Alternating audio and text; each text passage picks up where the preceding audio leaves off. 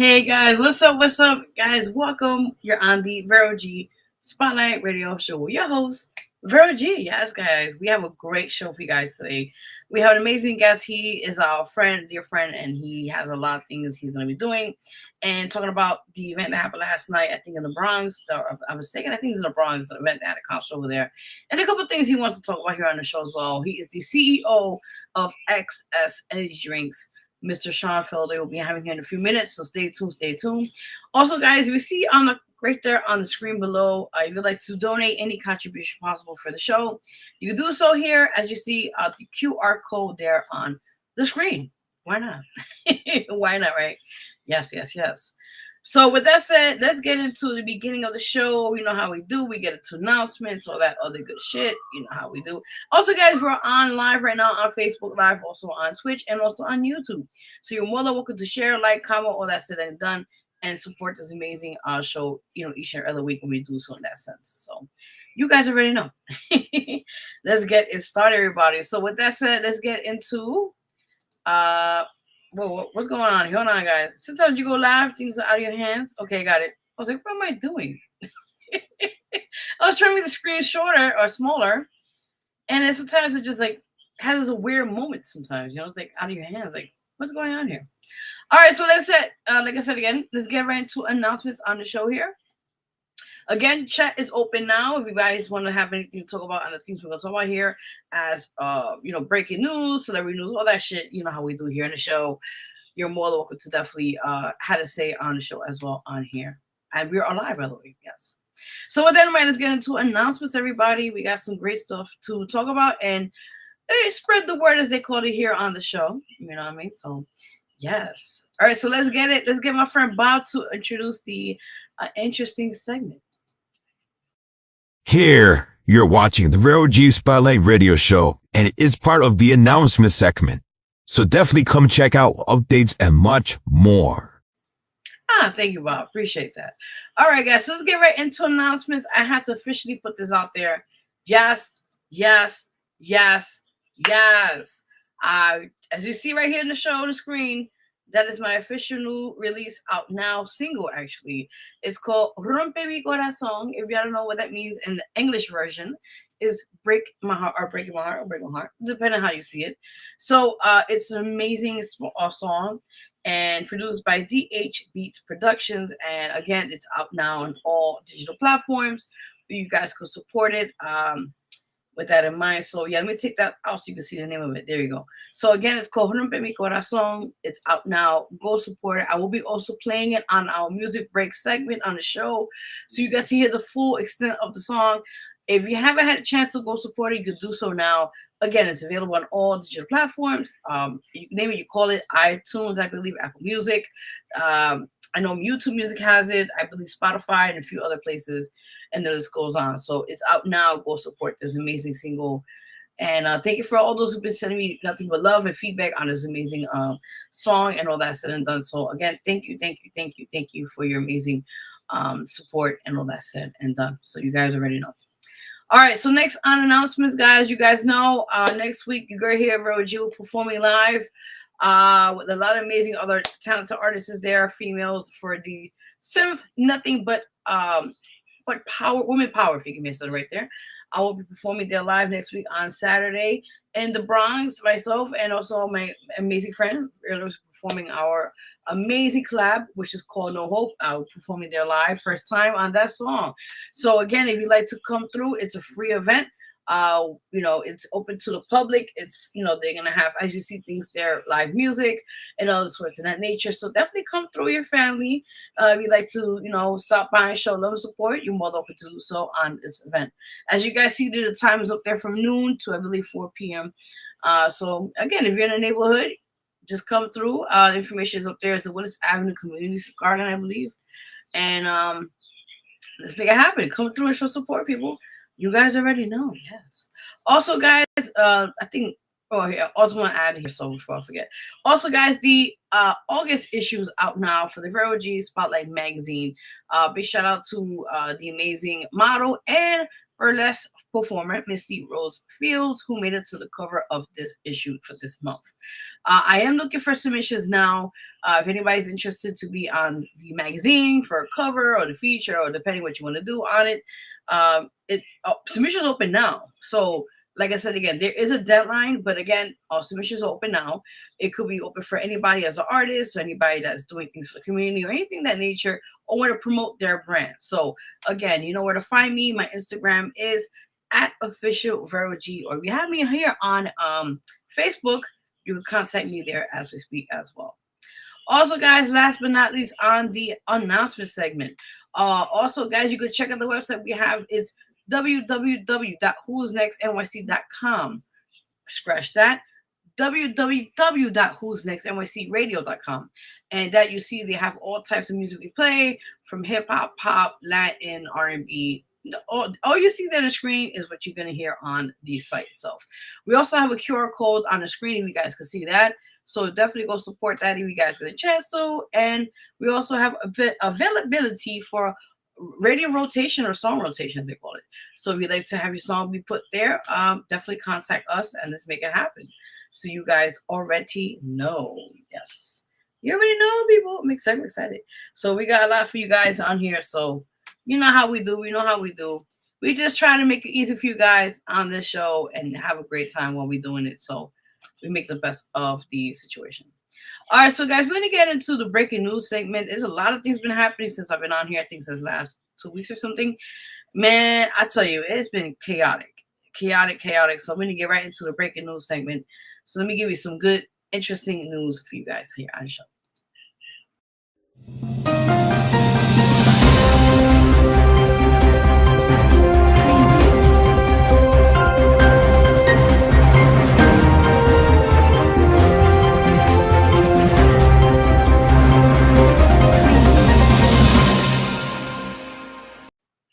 All right, guys, so we're on the breaking news segment. I gotta talk about this first thing because this is just so disgusting right now. I gotta get the way to start the show right? You know, let's give us the juice as it is, or the interesting information for you guys. Let's get right into it, okay? So with that in mind, you see the screen here, we have 3 individuals.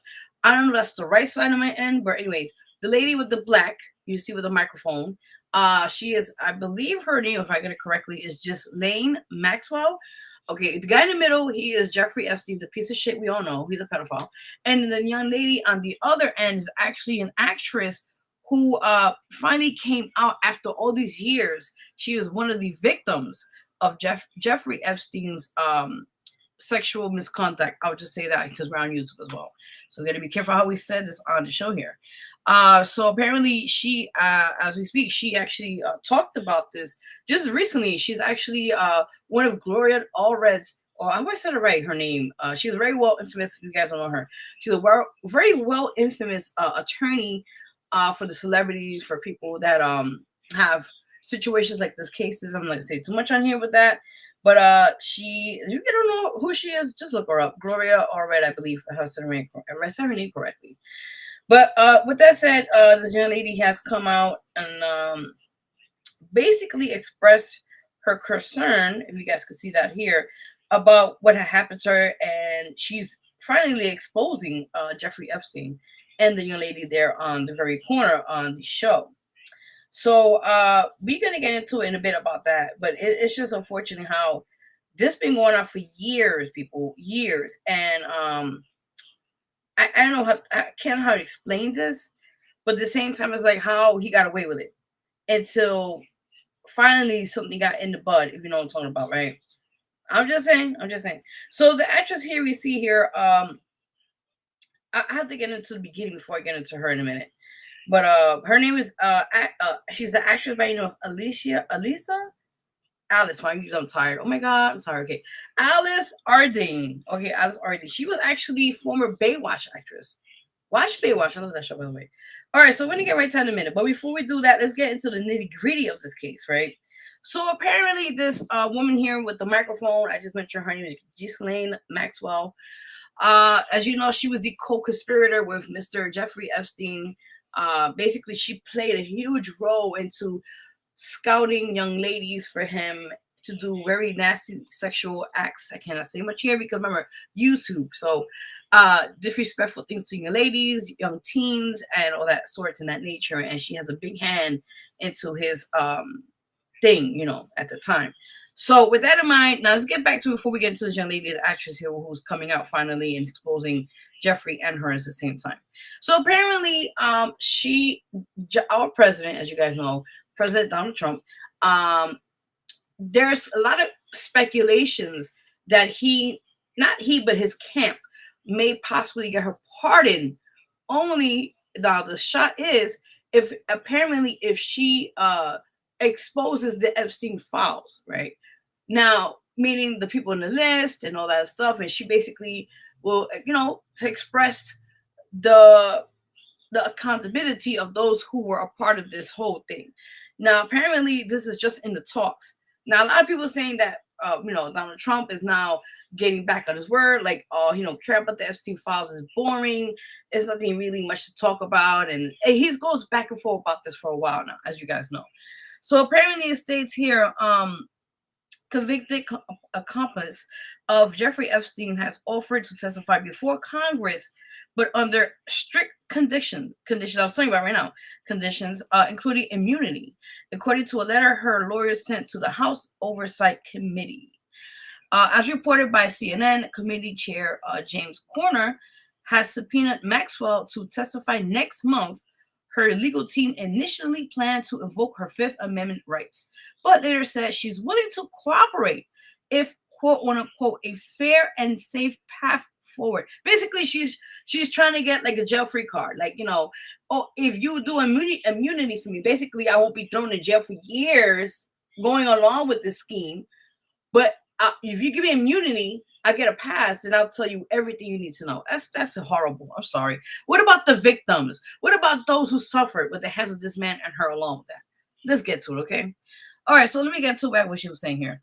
So it states here, Maxwell's attorneys cited her ongoing Supreme Court appeal and warned that any current testimony could jeopardize her legal rights and influence future proceedings. However, the Oversight Committee has already rejected the idea of granting her immunity.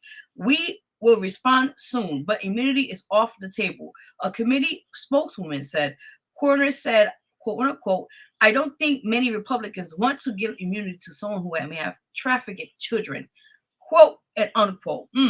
If her conditions aren't met, Maxwell's attorney said she will invoke the Fifth, of course. Maxwell was found guilty on sex trafficking and other crimes in the 2021 and sentenced to 20 years in prison, as you guys know about that. So now let's go back to this young lady here, as you guys have seen the screen, because it's a whole lot of commotion with this story right here. So let me get right into it, you guys. So while that's happening, because I wanted to give you the backstory of this. Now, apparently the story came up where Jeffrey Epstein's accuser, who I'm mentioning a lady here, who's an actress by the name of Alice, I just mentioned her name. Ooh, God, we just had her name right now. I'm sorry. Actress Alice Ardeen. Okay, let me make sure I read correct. So apparently she is coming out and wants to see Ghislaine Maxwell stay behind bars. So let me give you guys more the story about this. So it states here, pressure is growing for the government to release a transcript of the Justice Department's interview with Ghislaine Maxwell, as well as the Epstein files. On Wednesday, an accuser of Jeffrey Epstein spoke out about it. Quote unquote, while the political class takes sides in this battle, the victims of Jeffrey Epstein and Ghislaine Maxwell are often ignored, said attorney Gloria Allred. That's what I meant to say, Allred, forgive me. Actress Alice Ardeen, an alleged victim of Jeffrey Epstein, answered questions in high-profile attorney Allred's office on Wednesday. She states here, quote unquote, I believe, yes, the files should be released. I'm tired of the government saying that they want to release them, so please just do it. This is what she's saying, Ardeen said. The Baywatch actress and the first person to have documented proof that she filed a police report against Epstein look how long ago, in 1997 for sexual battery, according to Allred. As detailed in that report, Ardeen met Epstein at the Shutters Hotel in Santa Monica, thinking it was a modeling interview for Victoria's Secret. According to the same report, Epstein told her to undress, then pull up her blouse and skirt, groped her buttocks, and said, "Let me manhandle you for a second." Oh my God, it's disgusting. The press conference comes on the heels of 2 days of interviews conducted by the Department of Justice with Epstein's co-conspirator Maxwell. The release of that 9-hour transcript is now being debated by the Trump administration. "Quote and unquote, I'm not sure if we even believe her, but I mean, I would like to know what the United States Deputy Attorney General Todd Blanche asked her and what she actually said to him," Arden said. That is interesting, guys. It states here also, in that interview, Maxwell told DOJ investigators, that President Donald Trump never did anything concerning around her, according to ABC News. Trump has told the press he has the power to pardon Maxwell if he chooses to. Oh my God. He says, "quote unquote, should Miss Maxwell be pardoned? No. Ghislaine Maxwell should not be pardoned. She was convicted of sex trafficking of children," Ardren said. "Maxwell is currently serving a 20-year prison sentence, but was transferred last week from federal prison to a minimum security women's camp in Texas." Wow, it's a lot, guys. Again, how do you guys feel about this whole situation? Everybody's been talking about this for a while. How like this man has been getting away with it for years. Now, this is not just 5 years. This been going on since maybe the late 90s, let's just say, early 80s, not even early, maybe late 80s, early 90s. And so many people have been speaking about this. There's been many documentaries, been watching it about him, the docuseries. I watch a few on Netflix, I think, and a few on YouTube or something. And people are saying the same thing. What about the Epstein Island? Why haven't they looked into more investigation on this? They're being overlooked. A lot of people saying the quote and unquote, the rich and the elite have a lot in hand with this, and they don't want to get their names exposed. So there's a lot of stuff, and I'm just saying, allegedly, let me just put that there because we're on YouTube. So allegedly, that's what it's stating. But a lot of times, it's a lot behind this, and we're gonna get more information about this when I get more into this whole case. So you guys already know, unfortunately, how this is happening, and it's just so sad. It's just really sad with that in mind. So I hope and pray justice do finally get through with these victims who have suffered the hands of these two people. And let's see what turns out with this case. I'll keep you guys posted on that. All right, so let's talk about another thing that's happening in the breaking news world right now. I don't know if I have the photo. Oh God, I don't think I do. It's fine. Damn it, I thought I had it. You know how sometimes you gotta get photos and you tend to be like, oh, I didn't get that for one time. So it's fine. It's fine. So let's get right into it. I'm gonna show my face here. It's okay. We're here. So let's get right into it, guys. As you guys know, the Legionnaires, this has been happening a couple of years ago. I remember this in the Bronx. This happened. It was an outbreak a couple years ago, and it was happening by 149th Street. And eventually, it was an outbreak at one time. A couple people did get sick, and I don't know how many people did die, but I know it was an outbreak at the time, a couple years ago. But now, this has recently just happened around, I think, this month or so, and another case of the Legionnaires. Hope I said it right. If I didn't, please correct me, okay? Legionnaires, what you call it, disease is back in the scene.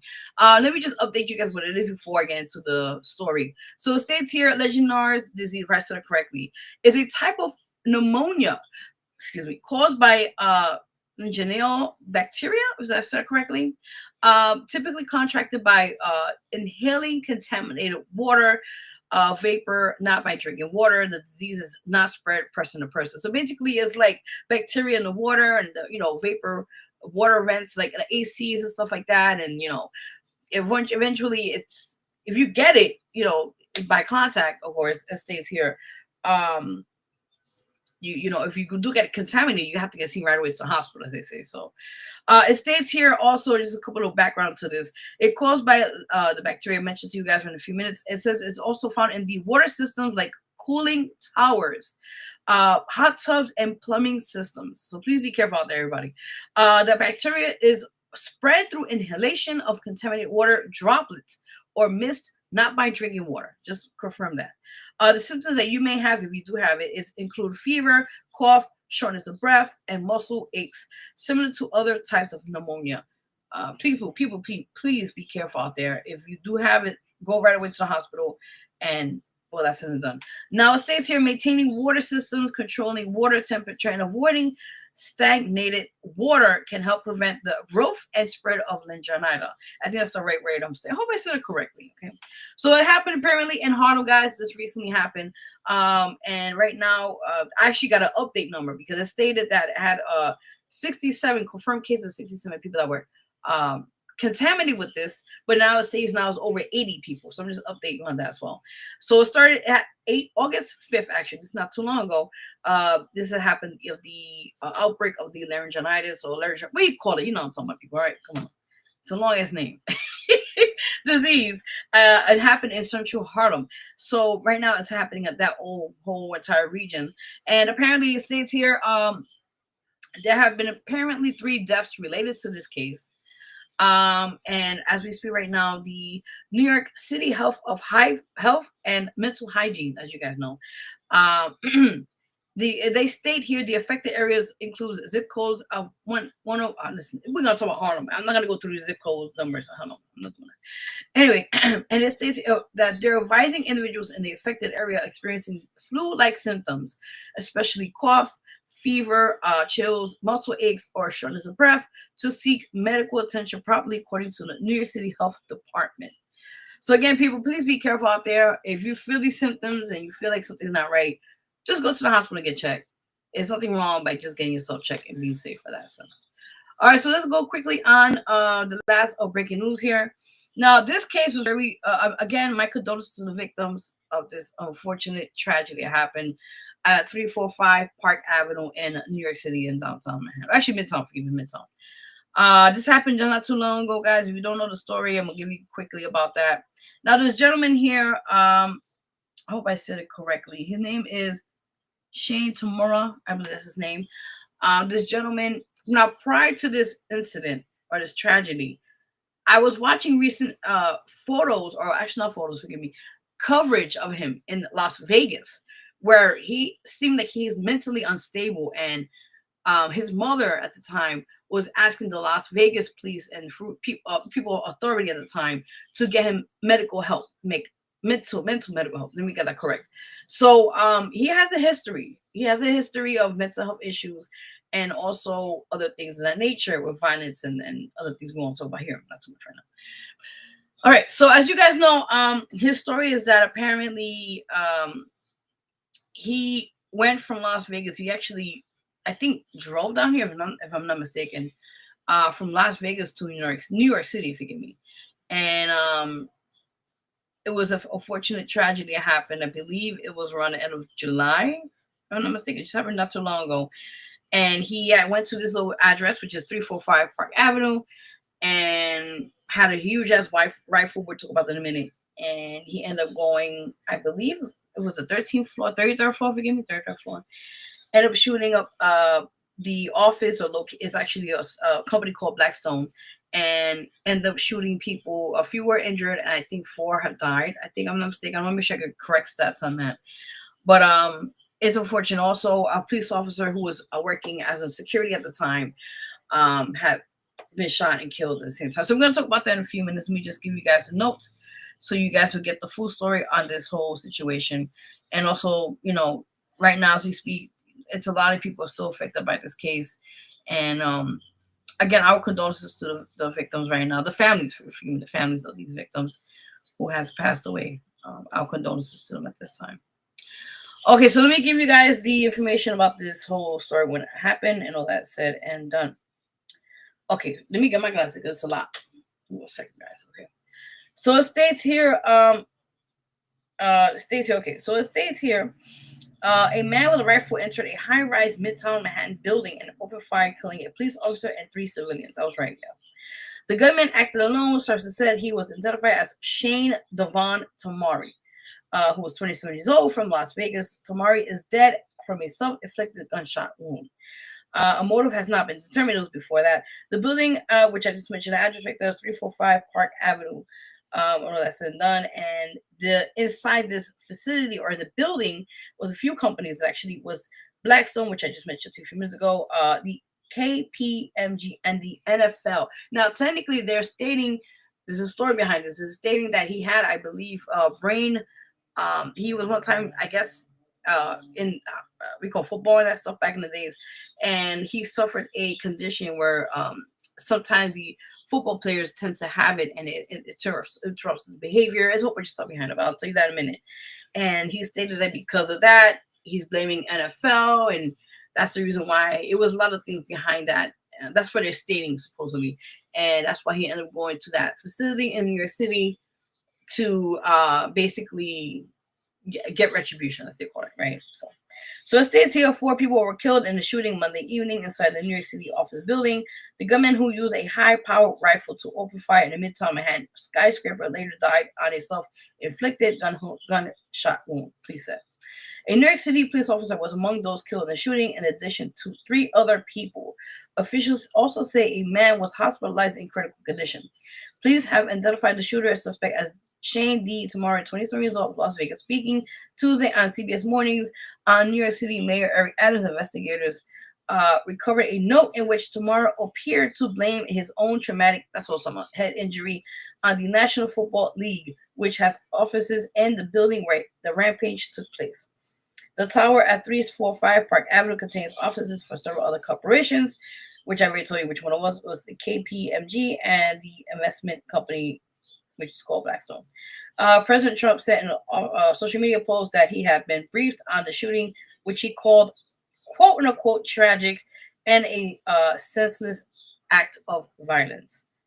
Now, this is a whole rundown, so I'm going to go over quick with this. So it states here, just before 6:30 p.m. on that day, was on a Monday, the surveillance video showed the suspect alone exiting a black car that was double parked in Man's Park Avenue between 51st Street and 52nd Street in New York City. It states here, the man was carrying a M4 rifle, which is crazy. The suspect then entered the 44-story high-rise at 345 Park Avenue, turned right, and opened fire on an NYPD officer who was in uniform working in a private security job as part of an NYPD program. This is horrible, my God. The gunman continued to open fire as he moved through the lobby, striking a woman who had tried to hide behind a pillar, officials said. Proceeding toward the lobby's elevator bank, he shot a security guard who had sought shelter behind a desk, in addition to another man who told police he had also been shot in the lobby, according to an NYPD commissioner. The suspect allowed a woman who stepped out of an elevator who was waiting for to pass by unharmed, Tish said. Then he rose to the elevator to the 33rd floor, where the offices of the building's owner, Rudini Management, are located. The commissioner said he began walking the floor, firing rounds as he traveled, and struck one of the victims, who eventually died. At that point, the gunman walked down the hallway and shot himself in the chest, Tish said. Now, the victims. A crowd gathered Tuesday evening in the New York City's Bryant Park for a vigil. I saw it was really sad, by the way. I saw that in the news, honoring the shooting victims. Yeah, this is very sad. It says here, the police officer killed in the lobby has been identified as a 36-year-old, I hope I said this correctly, Dinaro Islam, a 4-year-old veteran of the NYPD based out on the 47th precinct in the Bronx. Islam was working on a paid detail Monday as a part of the program run by the police department that allows officers to provide security to private companies. CBS News reported this, by the way. Islam had 2 young sons, and his wife is currently pregnant. Adams said at a news conference Monday night, praising him for his service and the police force and his character. Quote unquote, he states, he was an immigrant from Bangladesh, and he loved his city, Adams said. And everyone we spoke with said he was a person of faith and a person that believed in God and believed in living out the life of a godly person. He embodies what this city is all about. Oh, wow. The 3 other people killed in the shooting were a security guard in the lobby and employees at the Rudini Management and Blackstone. The security guard was identified as a 46-year-old Alan Attini. He was an unarmed security guard working for McLean Security Corporation. Adding, according to 30, this is a real actual union, by the way, I cannot make this up. 32 BJ is a real union. I can't believe it. A union representative property service workers. He had been in his role of the building on Park Avenue since 2019. In the statement, Blackstone identified one of the victims killed as their employee, Winsley LaPartner. LaPartner was 43 years old, the NYPD confirmed. Words cannot express the devastation we feel. Wesley was a beloved member of the Blackstone family, and we will be sorely missed. The statement read, quote unquote, she was brilliant, passionate, warm, generous, and deeply respected within her firm, our firm, and beyond. She embodied the best of Blackstone. Our prayers are with her husband, children, and family. The Rudini management employee was identified as Julia Hyman, 27 years old, a graduate of Cornell University who earned her degree in a hotel and restaurant administration in 2020.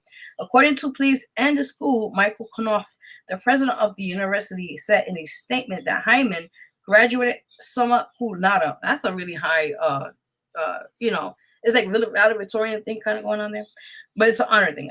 And had also received a minor in real estate. Kate Walsh, a dean and professor at Cornell School of Hotel Administration, described Julia in a statement as, quote unquote, an extraordinary student whose academic achievements and intellectual curiosity made a lasting impression, quote. Her journey was marked by determination, work, and strong commitment to learning. Walsh said, we grieve this heartbreaking loss and extend our deepest condolences to everyone who was touched by her light. A fifth person was shot in the back and injured, according to police, who said the individual is 41 years old and an NFL associate. NFL Commissioner Roger Goodell previously told employees in an email Monday night that someone was working for the league, quote unquote, was seriously injured in the shooting. Goodell said that person was been hospitalized and his condition was considerably stable. Yeah, this is crazy. So it states here, because this is really long, by the way. I don't want to. All right, it's a few more. Okay.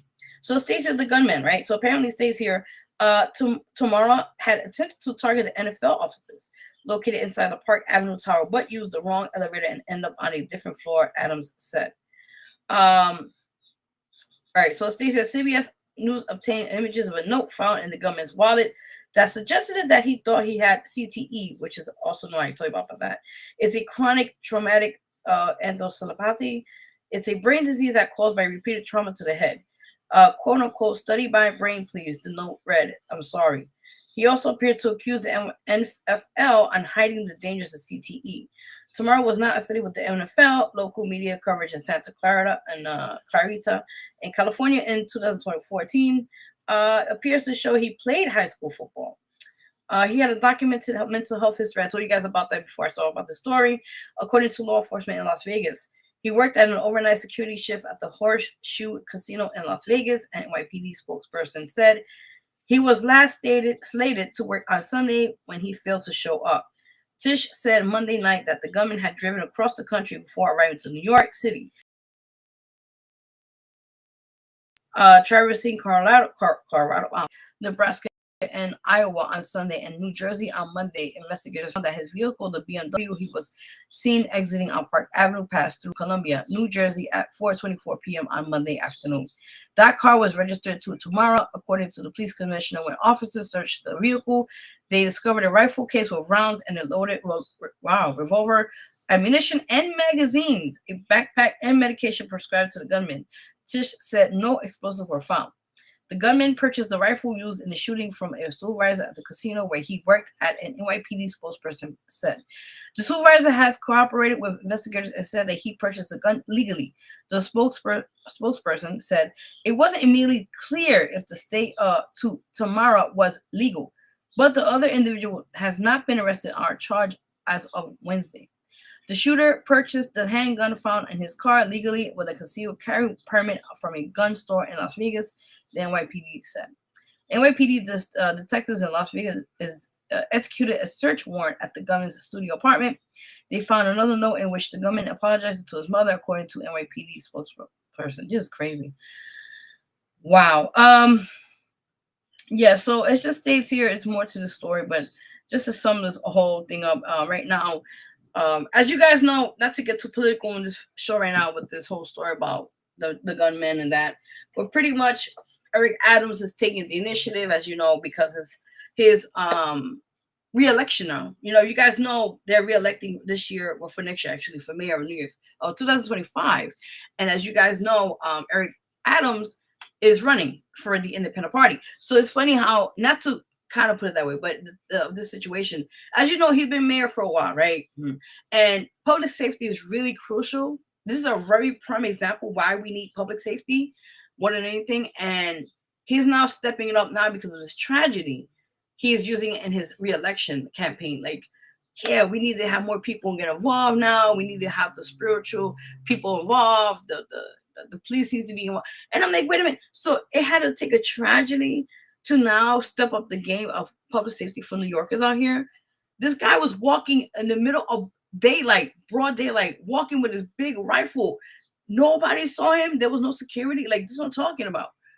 It's just so sad. I mean, I'm just talking about the facts here on this show with this case, but it's unfortunate. It really is unfortunate what happened to this. Could have been all prevented. I'm just saying.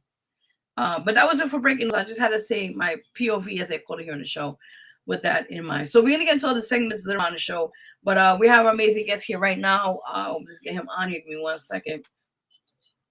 Again, guys, the chat is open, so you're more than welcome to have any things that we talked about in the show tonight. You're more than welcome to add on the show as well as we speak here. So give me 1 second. Hold on.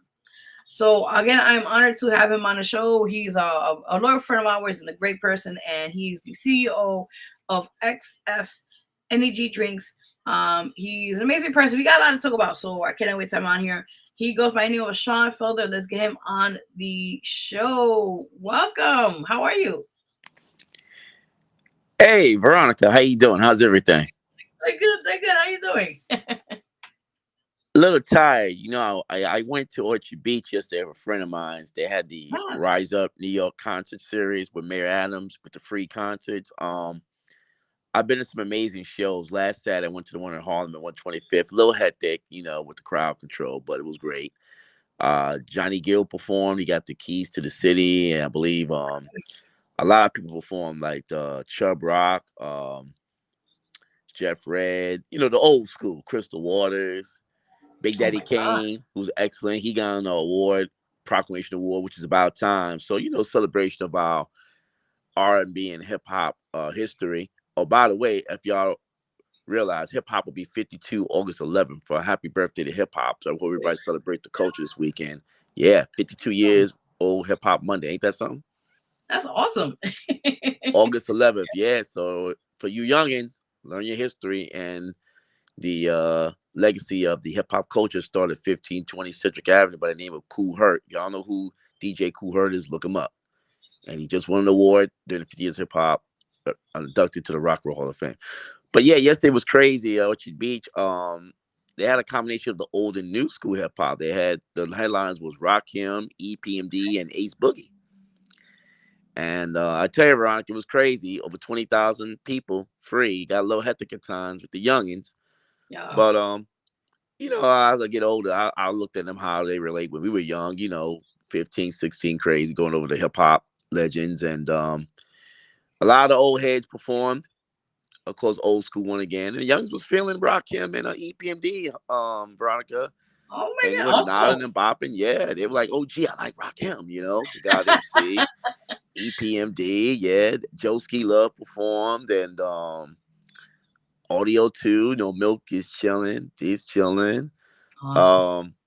It was a great show, and you know, it was funny with Ace Boogie when he came on, they went nuts. I could imagine. They know his music. Got a song called "Back at It." They went da da da da da da da da da. Oh, they went crazy. Oh my God, they went crazy. Da da da da. And I saw a couple of his interviews. He's a very intelligent young guy. He's rich, and you know he got on his grind. Grew up in Highbridge Projects in the Bronx. You know. Get out of here. Yeah, he grew up in Highbridge. Look him up, Ace Boogie. Yeah, he's been in the game 8 years now. So yeah, it was a great show. Then we had to break out. Me and my man, the old heads. You know, we try to get on the bus and get back home. But I imagine that was chaotic. Oh yeah, it was crazy. Yeah, got a little crazy on that 12 bus. But it was a great show. It was a real great show. I recommend everybody go to the last few minute shows. I give Mayor Adams credit on that with that Rise Up New York, Veronica, because he really gives people a chance to see these artists for free. You know, the way things are going with the comedy. You can't afford tickets to the shows. At least go for free. I mean, it's great because, like I said, you get to see, you know, like the young generation and then, you know, the old school generation kind of working together. And that's what it's about unity, especially in the music world. You know, we need to see more of that. Oh, yeah. Hey, you know something? I'm sorry, bro. I'm going to say it again. I was very impressed with some of the young folks. They were very respectful. You know, a little crazy at times. You know, with that nut crack in the weed, but they were pretty cool. I was doing a Soldier Boy dance. The young guys was. Hello. Hello.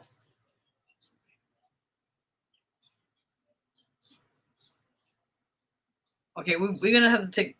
I hope he gets back on soon. We're just getting in the middle of conversation. Again, guys, you're watching us live on Facebook Live, on YouTube, and also on Twitch right now. You want to share, like, comment, you're more than welcome to do so. Chat is also open. So, again, if you have any questions for our guests, or that's done, you're more than welcome to definitely ask away, or any comments or anything, with that nature of that sense. So, you guys already know. We're just waiting for our guests to come back on. Hopefully he gets back on here. Just trying to see that. Yeah, we're just trying to figure that out. Hold on 1 second. All right, so I guess we'll be right back, guys. We're gonna change up a little bit.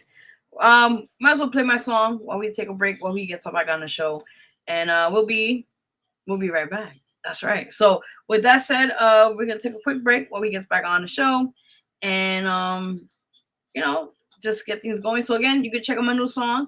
It's out now. It's called Rompe Mi Corazón. You could check it out on digital platforms.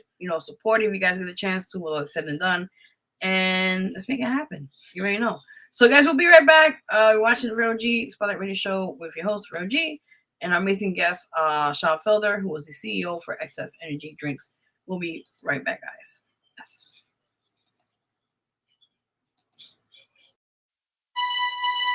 Ooh.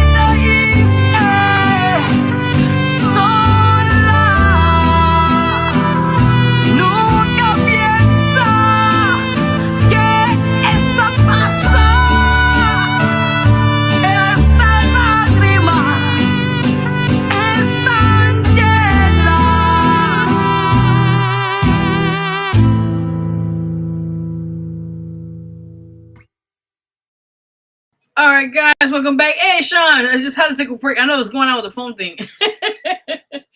So we are back, guys. Just had to take a quick break. Again, that's my new song. Yeah, Veronica, somebody. I'm sorry. Yeah, Veronica. Yeah, somebody try to call him. Please don't call me. I'm doing this radio interview. So hopefully there'll be no more calls. That's what happened. You know what I'm saying? No, it's okay. I was just like, what happened? We're just middle of a conversation. Yeah. Once I saw somebody try to call, I said, "Oh no, why are they trying to call me? Please no. We trying to get this interview rolling." You know what I mean? Exactly. But anyway, Yeah. No, go ahead. I know it's crazy. No, it's all right. But anyway, again, it was a good show, and I recommend everybody again go to the Rise Up New York contest. There's a few left. Just go on the Instagram website, and you'll see the great talent. And also shout out to Harlem Week. They got some events going on. I don't know if you heard.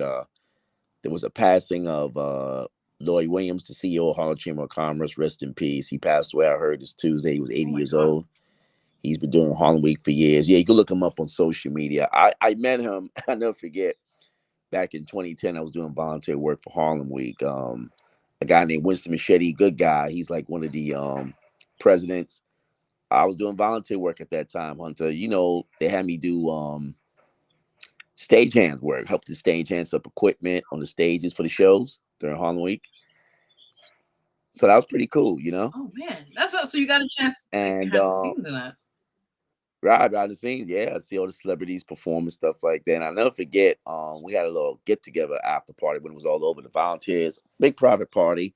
I think it was Londell's one of them spots. And I met Lloyd. I didn't know him at the time. He said, "Hey man, my name is Mr. Williams. Thank you for being a volunteer." And come and gave you life. He shook my hand. He was very firm and on point, and he celebrated other people. And that's the only time I met him. And I think I saw him again. My barber shot my man DJ Steve-O. He did his haircut and he chatted with him for 20 minutes. He said, "Hey, how you doing?" "All right." I think he remembered me. He said, "Did you volunteer?" We went, "Yeah." He said, "When you coming back?" I said, "I don't know." And I think it was like 6 years I last saw him. And then I heard he passed away of cancer. I think he was very sick. He used to be on BLS, I believe, on Sundays talking about his Chamber of Commerce. And I noticed that he wasn't there on that Sunday. And that's when I found out on social media that he passed away. So, you know, rest in peace to him. He did a lot for the Harlem community. I'm sure they're going to honor him during Harlem Week the next few weeks. Just bring that up. No, definitely. And our condolences to his family at this time as well. I didn't even know about that. Wow. Yeah. Just to bring up a little bit because, you know, he was a cool guy. And he did a lot for the urban community. Definitely. But anyway, Veronica. Let's get back to it. It was a middle of our conversation, but you was talking about the new school and old school artists and, you know, the events you was at recently, you know, Harlem and also I think in the Bronx. Yes.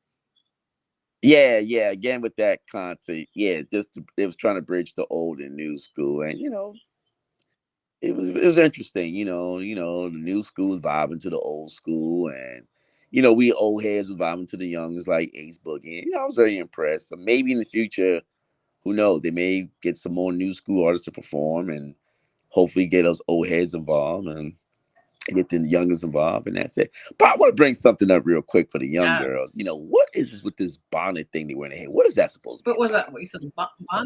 The bonnets in their head. Yeah. They look kind of crazy. I don't know. I'm gonna be honest with you. I did one time try that. I ain't gonna lie. And it's something. Yeah, it's like, you know, when you're home, you know, I'm in the hood, okay? So we're in the hood, you know, you be comfortable. It's like you don't want to get your head messed up. So you put the bonnet on, you know. It depends. But let me ask you a question. I see them wearing on the trains. Don't they look crazy? Yeah. Wearing on the train, I mean, listen. On the Greyhound bus. No, come on. Listen, they doing too much. I mean, one thing is you're in the neighborhood, you're going to do a quick, you know, food shopping, whatever. Okay. Yeah. But if you're going somewhere like business-wise, why are you wearing that in your head? Oh, no. Ain't nobody gonna hire for no job. No. It ain't happening. You're like, what are you doing? On Take that train. Shit out.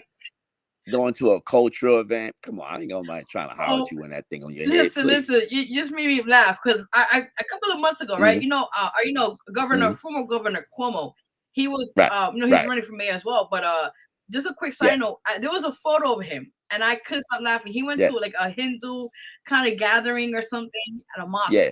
And I don't know if you've seen that photo. There was one white guy in his camp wearing a do-rag. He was wearing it because, you know, they had to wear those certain hats or something, you know. So Yeah, Yes, so ma'am. it was funny because everybody's wearing, the right stuff, and I guess he missed the message. So he ended up with do rag Mm-hmm. in the face. So he Mm-hmm. stood out. Mm-hmm. Wow. True story. If I look for it up, I could probably put it up later. I don't know, but Okay. yeah, I was like, Interesting. what the fuck? Wow. Off the Yeah, hook, you're huh? right. Now I was like, no, not today. Yeah. Like with the bonnets in their heads, I just don't understand So it. true. I don't understand it. But this is the new generation now. You know what I'm saying? And yeah. Also, I went to the Oh, Wu-Tang how was concert that? at Jersey. Oh, that was great. And in Newark. I mean, I ran to one of my ex-girlfriends and her daughter. It was a great concert. Hunter, I mean, I'm sorry, That's okay. Veronica. I tell you, um, everybody was there. White, black, Asian, Dominican, no matter what race or color, everybody loved Wu Oh, Tang, fabulous. and I never get when they brought out Mary J for Method Man, All I Need. I never get That's a that song came out. classic. That was wild. Yeah. The remix. And Lauryn Hill came out and it was touching, just watching everybody was vibing to the music. I remember I got that tape back in '92, the 36 Chambers.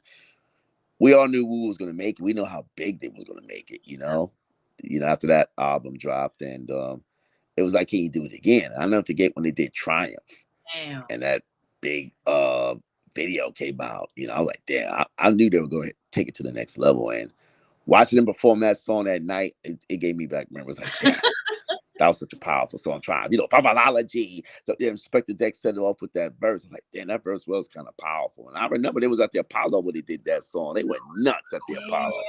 And you youngins, that's when the Apollo was booking real Not hip no hop times more. back then. You remember Mm-mm. that, Veronica?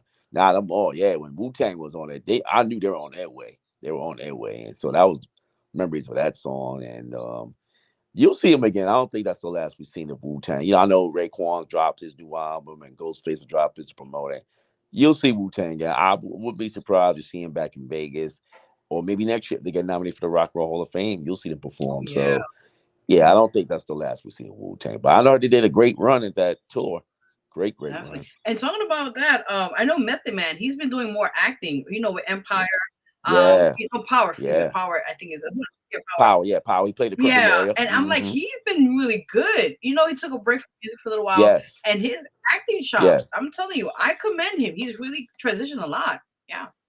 I think he won an NAACP award for Power, and if he gets some more serious roles, I can see him getting an Oh yeah. Oscar in the future. 'Cause, I mean, the guy's a very talented actor. He is, he is. And I know a few of them may do some acting in the future, but Method Man, oh yeah, he definitely improved his acting skills. And RZA, he's worth a lot of money. I know he's gonna always have beats for Wu Tang other musicians. He's a very creative guy. Oh yeah. You Yeah. know.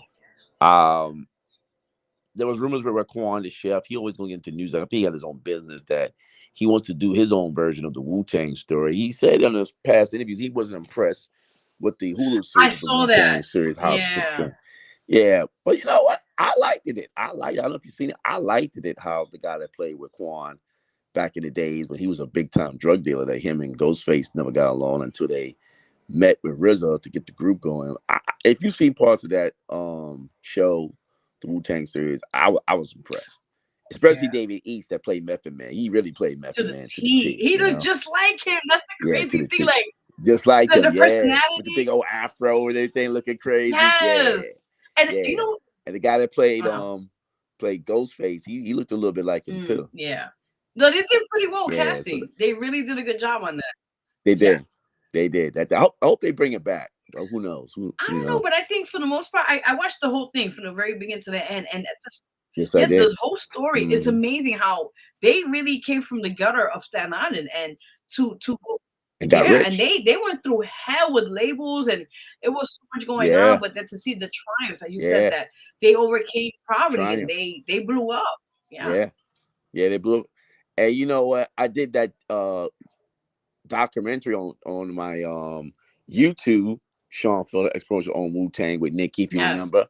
And people, please watch that video on Sean Felder X Promotions, My True to Wu Tang Clan. It was just iconic for me. and I was in Pennsylvania in Nikki's new area doing it. It was just great, and just talk about their history and iconic songs that got them to the next level and what they all went through. It was just a great video I did.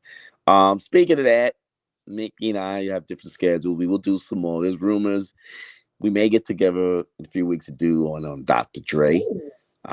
Look for his history. So if you see me wearing my Dre shirt with the Chronic CD, that's me doing Dr. Dre. So hopefully we'll work on that soon. So I'll do my research on him right now. So, Dre just reached 60 years old. So, yeah. That's a long time. Yeah, you can see me.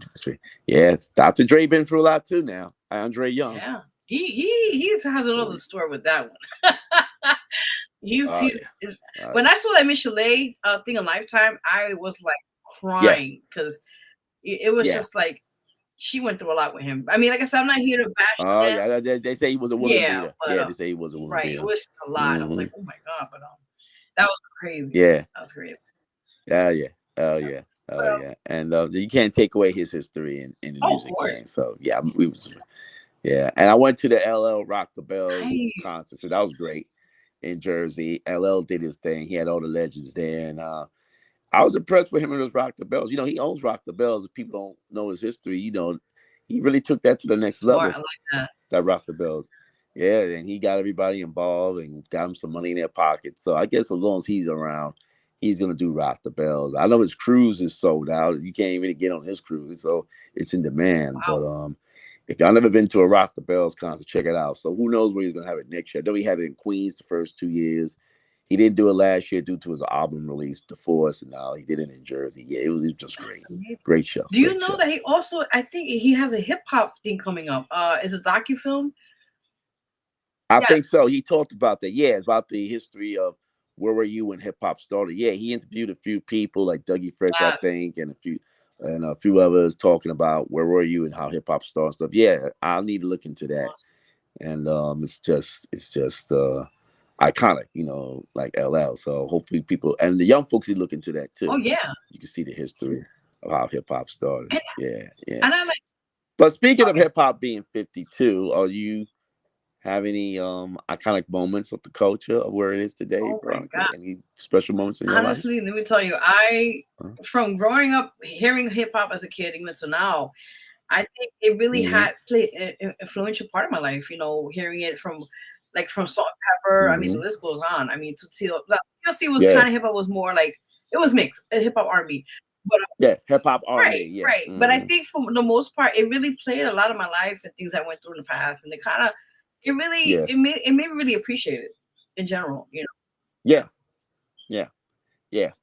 I gotta say, for me, grew up in the Bronx, going to the River Park Tower jams when Grand Wizard and Flash and them get the turntable set up and get the plug set up and with the DJ and the mic and people just dancing. Back then, it wasn't rich yet. Hip hop was still growing, and just them park jams like Webster Avenue and Washington Avenue projects and Burnside. Went back in the 80s and hip hop, people were like, oh, what's this hip hop?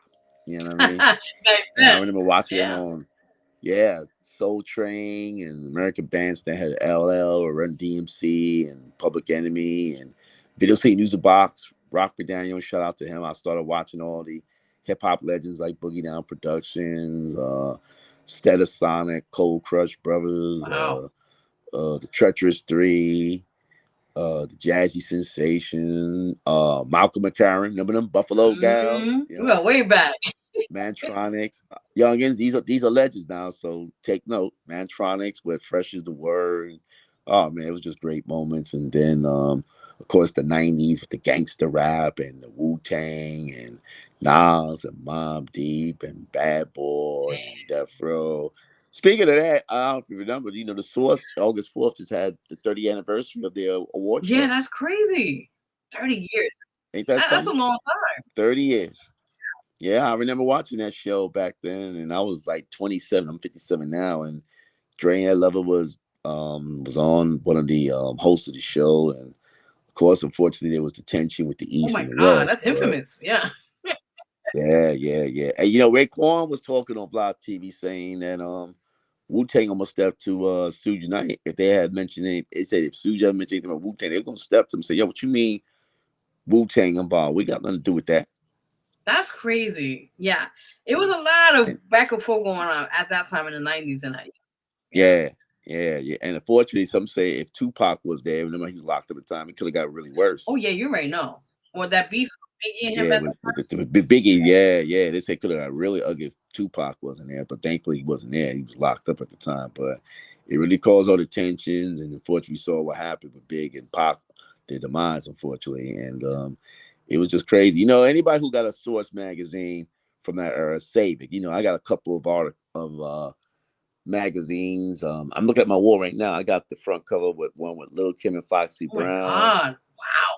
The one with LL Cool J. I got the one right here with Wu-Tang. I'm gonna show real quick with the logo. That's when they dropped their second album. Let me show that real quick. See it? See it? I see. No, I didn't see it. Oh, here it is. It's some of the Wu-Tang. Oh, I see Wu-Tang. Yeah, I see it. I see it now. Yeah, that was in June of 1997. Damn.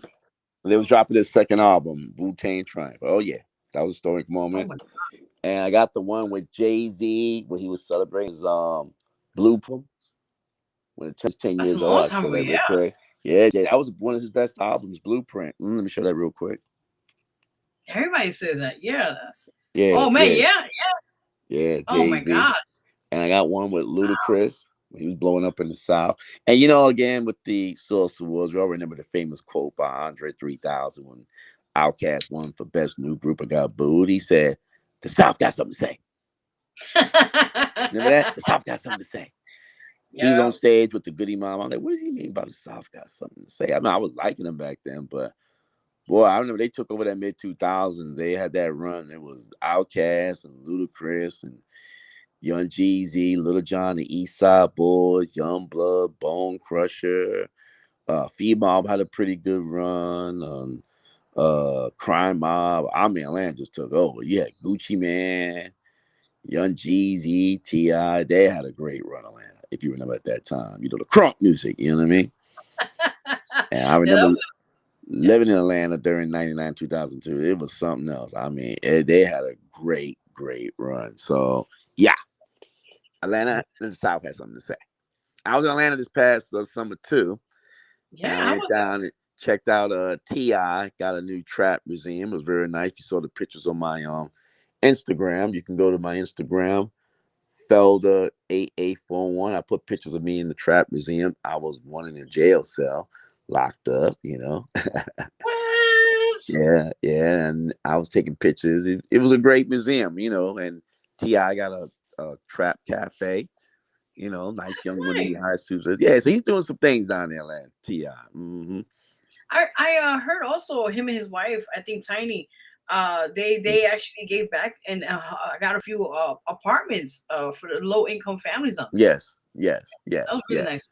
Yes. He gives back T.I. Mm-hmm. And what was a little sad also, Veronica, they gentrifying down Atlanta too, building new housing down there, making it less affordable for the blacks. So like New York, they're gentrifying down there too in Atlanta, downtown, unfortunately. Mm-hmm.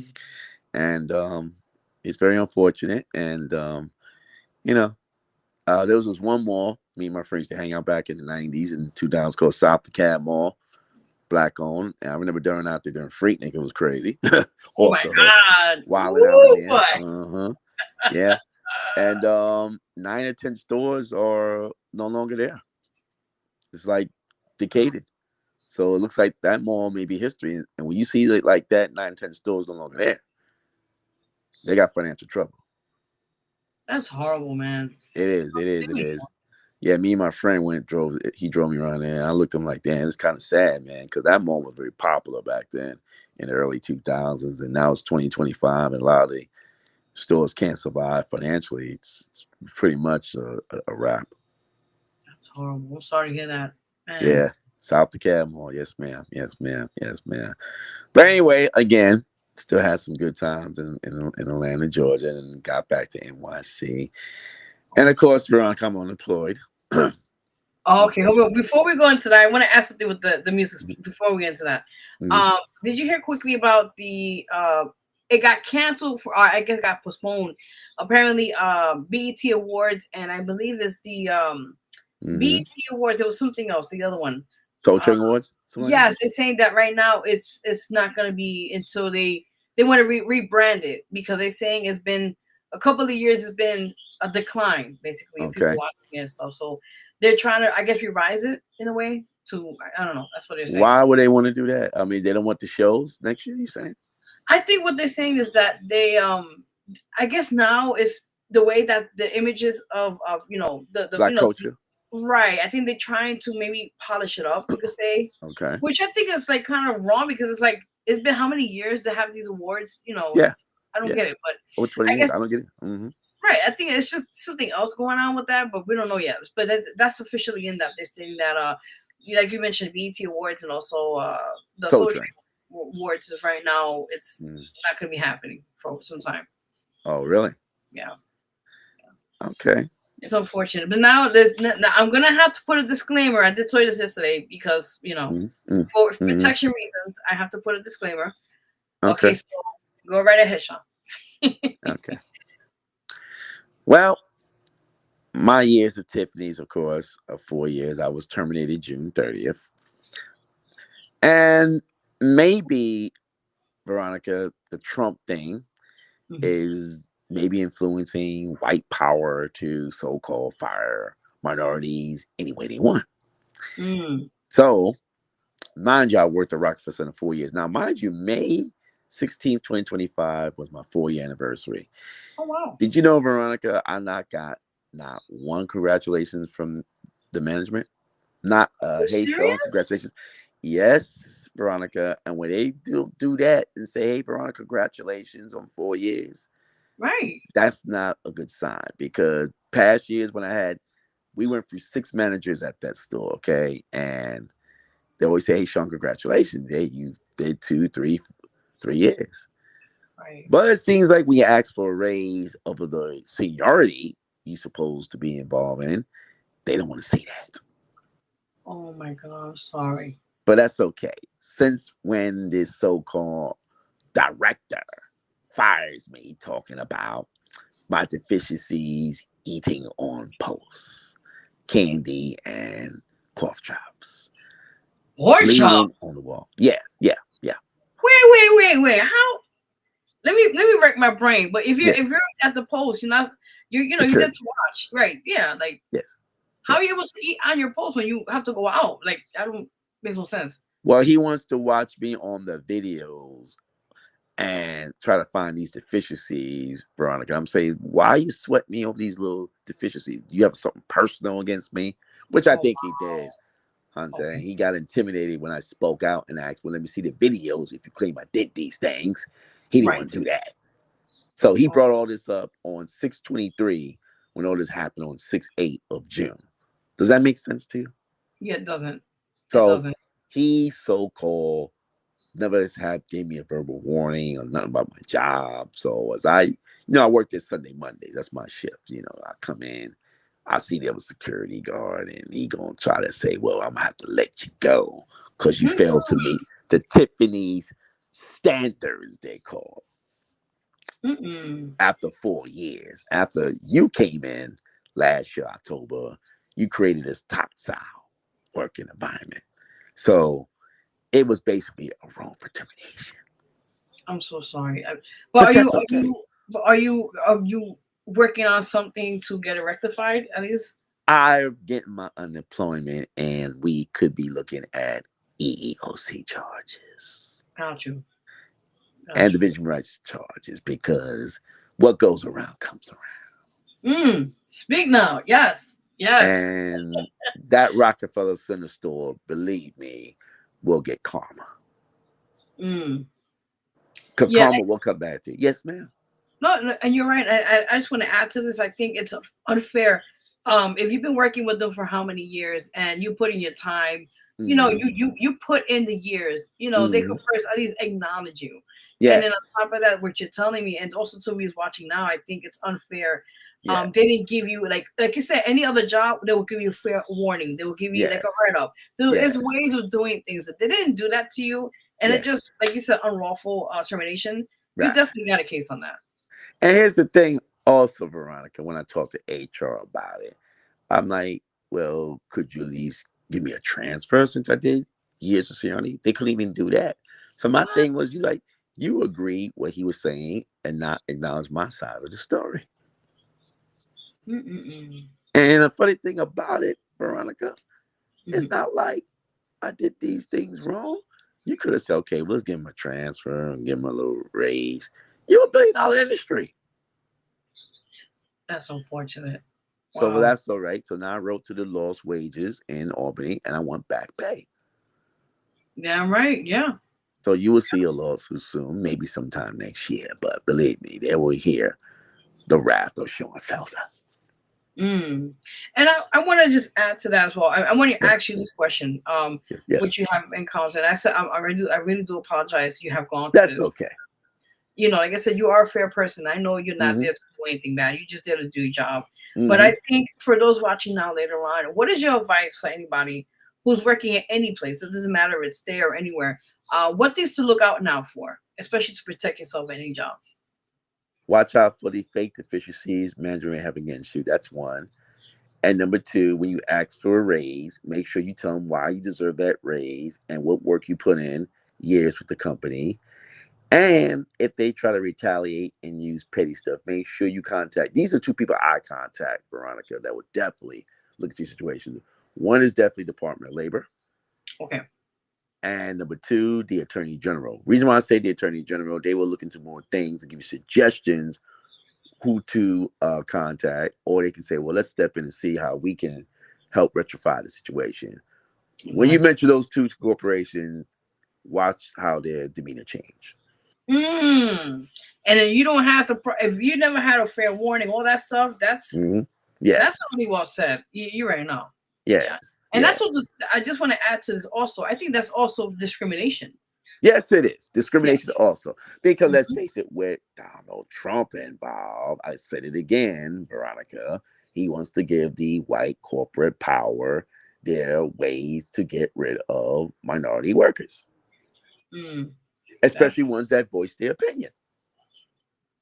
that's unfortunate. It really is, and it should be fair for everybody. You know, and Yes, yes, it, but it's really not these days. You know what I'm saying? And I also want to mention also with Tiffany's, I'm sure that they have ways to rectify situations. And I was a little disappointed that they couldn't do that with me. So, I have to do it the other way of discrimination. mm-hmm. But that's okay. What goes around will come around. Yeah, just trying to get your justice, Yeah. and Yeah. like I said, you're warning people in general, and not particularly that location or that place, but I think Mhm. in general, at any workforce, just Yes. to always protect. And you have rights too. Also, no matter Yes. what any kind of job you're working, you Yes. have rights. So if That's you right. feel like your rights were violated, that's Oh, another. it sure was. It sure was violated by that. And like I said, the director, which I will not mention his name, and the team manager, I won't mention her name, Yeah. will feel it. Trust me. But anyway, Veronica, we'll get to the situation in the future. I saw something about a black female NYPD detective in Brooklyn suing for sexual harassment. Did you hear about that one? It was on weeks ago. No.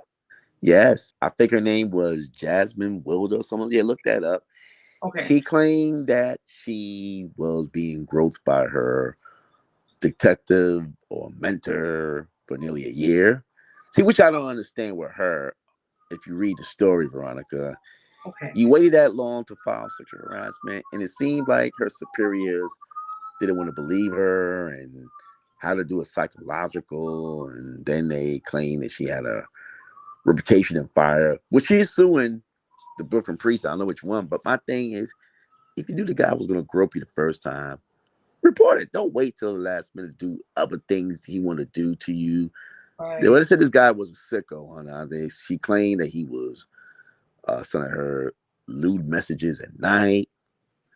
Oh Uh, no. he was horny looking at her. I guess getting hard on looking at her. I don't know. I mean, she ain't a bad looking chick. You see a picture of her, and Okay. groping on her and at the Christmas parties. I'm like, oh no, violator. yeah. I'm sorry. Like, Yeah. that draws a line. No. Yeah. But he still has his job and she don't. Go figure. Because it got to be discrimination. And she's a young black woman and he's What? Latino. Yeah. Oh no, she better make sure she gets him fired right away. Yeah. Yeah. Well, the lawsuit is still pending. I'm sure they'll settle with her. And personally, for her, I think she may have to get another job, Veronica, once this is settled. Oh my God. And she's a detective. Yeah.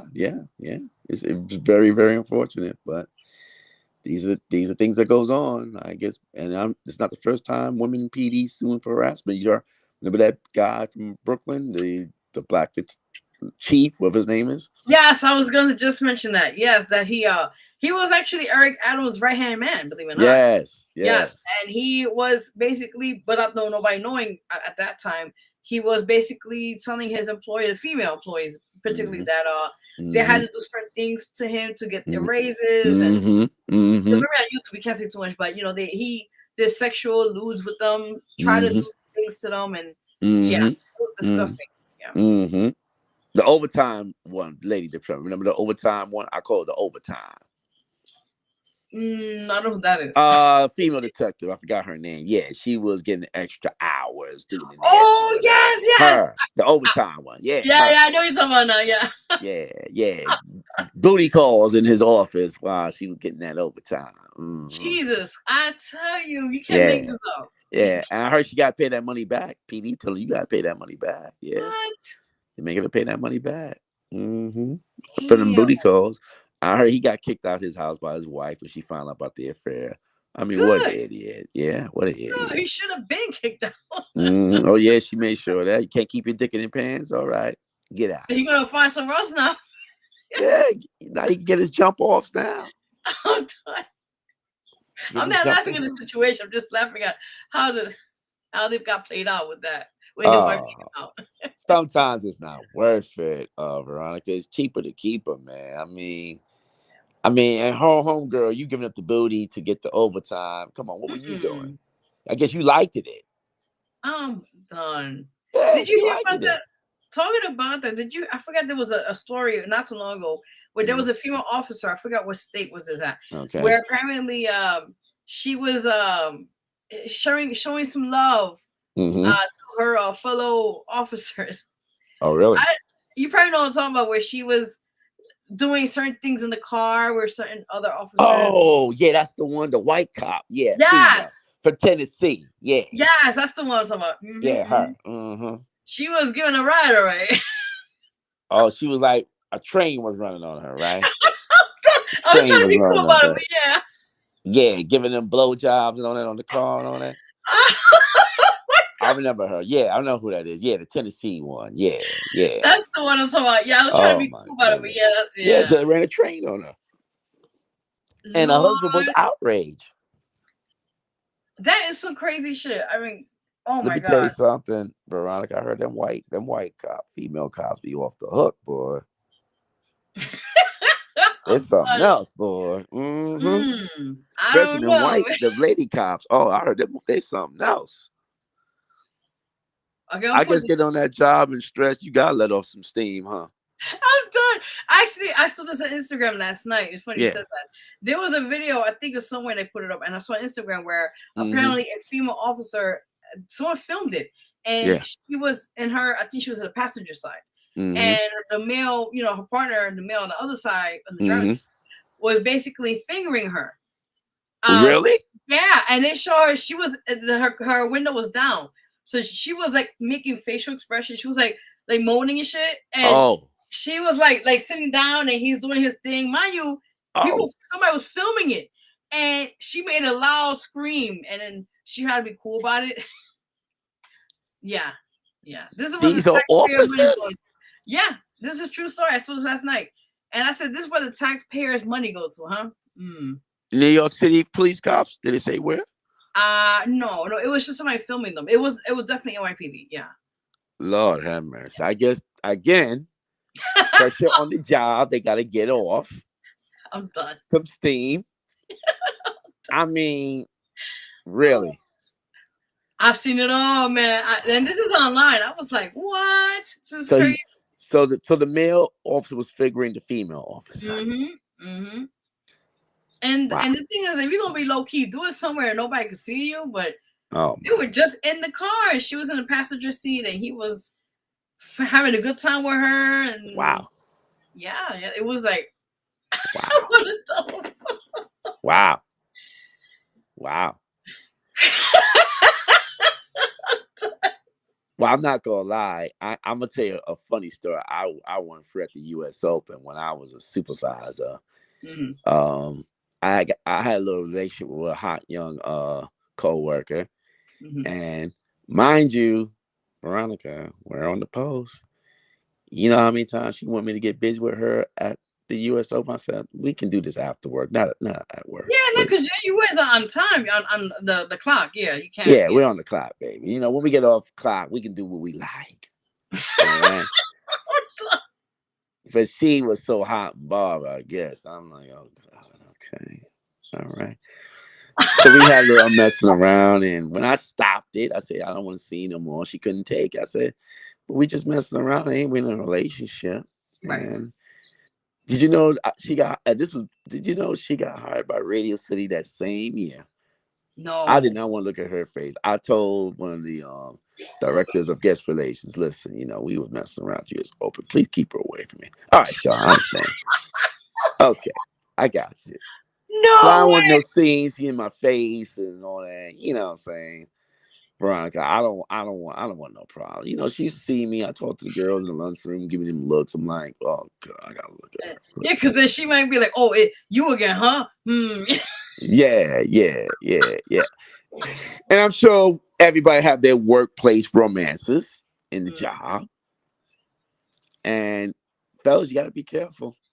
Yeah, because that's the weirdest thing. Like you guys worked at one place, and now you guys like all of a sudden working at it. It's just weird. That's And she was seasonal at that time. I was a regular employee, they said security. She was seasonal. I'm like, oh oh God. So you know, I was like, Jesus Christ. I hope she ain't stalking me and yeah, you know. you should be fine. Yeah, Yeah, she'll be fine at that time. But fellas, young guys, I don't care how big the women's breasts or booty, whatever. You don't want to fall for that trap at work. right. Because I'm telling you, you never know Mm-hmm. when you'll see them again, and then Mm-hmm. you don't want no altercations. Yeah. Yeah, right. And it could be deadly because I remember in a Walmart, a guy got caught in a love triangle. He ended up killing his ex-girlfriend. Oh, yeah, it was crazy. Yeah. Happened in Georgia. Look it up. Yeah, a love triangle. Oh Mm-hmm. my God, that's the worst. Oh Oh, no. yeah. Yeah, I guess homegirl had homie so sprung and the other dude wanted to be with her and he couldn't take it. Oh, yeah. You won't Mm-mm-mm. get caught in a love triangle, but I'm saying, fellas, try to avoid it. That's a scary thing, and there's a lot of true crimes you've seen them that happen like that's true. A lot of Mm-hmm. that. Mm-hmm. It's unfortunate. Yeah, but that, yes. Yeah. No. Oh, okay. No, but my question to you also now: are you also doing the modeling casting as well for your next? For Well, the I have a couple of models modeling my drink. I'm waiting for them to send me some pictures. So I'm just waiting. So we'll see. When the pictures come out, I'll let you know, Veronica. But I will be doing an event September 6th okay. with Chaz Entertainment. I don't know if I send you the picture. It will be in Esto Driggs Park in the Bronx. I was doing that for the past 10, 12 years with Chaz Entertainment. I think it's on 166 in Franklin. I will Nice. be a vendor and sponsor. We'll have other vendors there and politicians. A back to school event, you know, giving out free bags and stuff for the kids as they approach school. Awesome. So look for me at there September 6th, Esther Driggs. DJ Nikki will post a picture on social media. And shout out to Chaz Entertainment. Anybody who wants to contribute or be part of something, look up Chaz Entertainment. He is taking donations. And we're doing this for the kids, y'all. As we know, some people going back to school. And sometimes mothers may not have a job or have financial issues, can't afford book bags Yeah. or clothing or school supplies. So please give what you can and let's do it for the kids. Because I remember we was all going to school at one point. We needed pencils and some school supplies. So again, Yeah. let's do it for the kids. Now, I want to ask one personal thing, Brock. We still got time, right? Yeah, go ahead. We good. We good. There's been an issue of teachers dressing too sexy in class. Have you? Ever seen that situation? Well, I mean, for me, I haven't gone to school in years, so Well, there there's was been like, some pictures of women dressed in tight clothes and kindergarten and high school. what? Yeah. There was a Latino, nice looking one. She had on some tights and whatever. And I seen that one. Yes. yeah, I guess the male fathers were like, okay, They're like, let me stay along with the class with my kid. Right. Well, And I I guess think. the principal's like, you are dressed a little too sexy for class. Are you trying to arouse the students or something? Or not? We may have to let you go. Yeah, I think she was fired too for that.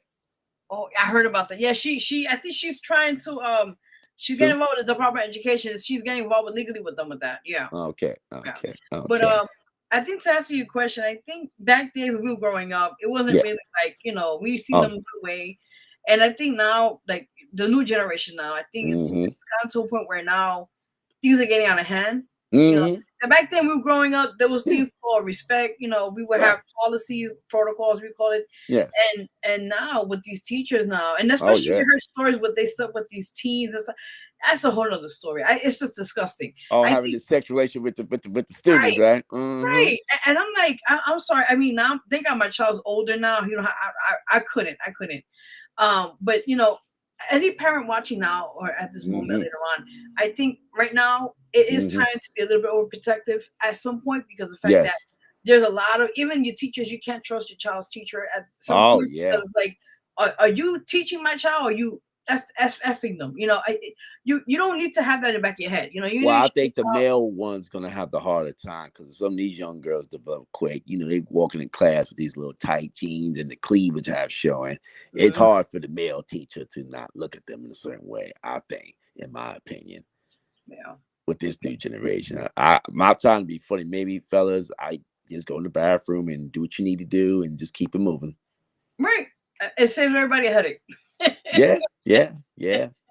Because and then I'm gonna tell you who's the worst ones. Them horny white women teachers. Oh my God, I be hearing stories about them. Yes. Did you see about the one? There was a name she had, a psycho something, where she was wearing the psycho mask, and she was having the teenagers come to her house and do things to her. And really, I didn't hear about that one. That one, it was somewhere, I forgot where exactly it was at, but it was a while back, and she got arrested, and she is doing time right now. But those teenager boys are very traumatized. I know that for a fact who went through what they went through her. Yeah, they ran a train on her. I think so, because the fact that she had invited them to her home, and the thing was that I remember she was text messaging. They was talking about that she was text messaging them and that, and I was like, why would you? It's like, I know as a teacher's job, you don't probably get paid as well, but it's like, if you're working with kids, why are you doing these things that are traumatizing? Like, they really need to, and I'm being honest with you, Sean, they need to do a very thorough check on these upcoming teachers or educators, and do a full background, because it's these are our kids, Yes. We don't have to be back our head. Oh my God, is my child okay? Is even the teacher, should I be iffy about it? It shouldn't be like that. Yeah, I agree, but it seems like, again, Veronica, these white women that get these teacher jobs, they just freaks. I don't know what it is. They don't get enough DICK at home for their boyfriends or husband, but they seem to get off with these students. And that's so scary. That's the scary part, Yeah. My God. And and they don't understand the consequences. I mean, God, if you got sexual desires for these young men, that means, again, you don't know how to control your urges. Right. Go to the bathroom, do what you gotta do, and you just come back and you be okay. Those don't traumatize these young boys. And that's it. Now, there's a school right around my corner, on 135th in St. Nicholas, a public school. Who knows how these school safety officers deal with this new generation? I mean, it's just crazy, Veronica. Wow. I mean, it's just crazy. I mean, and these kids develop quick, if you know it. I mean, even when I went to that show yesterday, I mean, God, forget it. I could imagine. Yeah. These young girls, I'll forget it, man. I'm sure the mother Tell that daughter, look, I know how you like to dress, but just keep it simple. You know what I mean? Right. Keep it Right. simple. Keep it simple. So yeah, you just have to be alert. So, the dating game. Yes. Let's talk about that. Okay. Dating. Okay. I'll give you a funny story. I was dating somebody. Mhm. So after 3 dates, and she got kids. I'm gonna put it out there. Oh, I'm seeing my daughter. I know we can see each other this week. Okay, no problem. So here's my thing, Veronica. Mhm. After 3 days, we just went to the beach, Orchard Beach. Okay. Got comfortable. Why all of a sudden would you say that when I came back from Atlanta, you seen your daughter? You could at least say, can we hang out Wednesday, Thursday? I respect a woman with kids, Right. Right. but but let me know something. Yeah. Don't keep you in the loop. Yeah. Mm-hmm. Because my thing is, if you can't be a woman and be a friend, so I don't know. Well, I feel you wasted my time and your time. And you're not a young kid. You're 38 years old. Mm. Okay. I don't know what Pookie and Ray Ray, man, you dated in the past.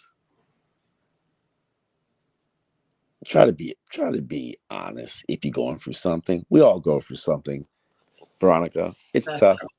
especially in the dating game. But my thing is, and she told me, yeah, you dated two different men, but maybe you made poor choices of men you dated in the past. You know, especially with kids, because I understand. You know, Yeah. you It's know. it's it's it's tough. I mean, I'll be honest with you. Like it's been years. I've been in the dating scene, but I think Hmm. they call it the dating pool now. It's very not clean, as they call it. Oh yeah, it definitely ain't clean. I had to check her out in a way myself. Like, okay.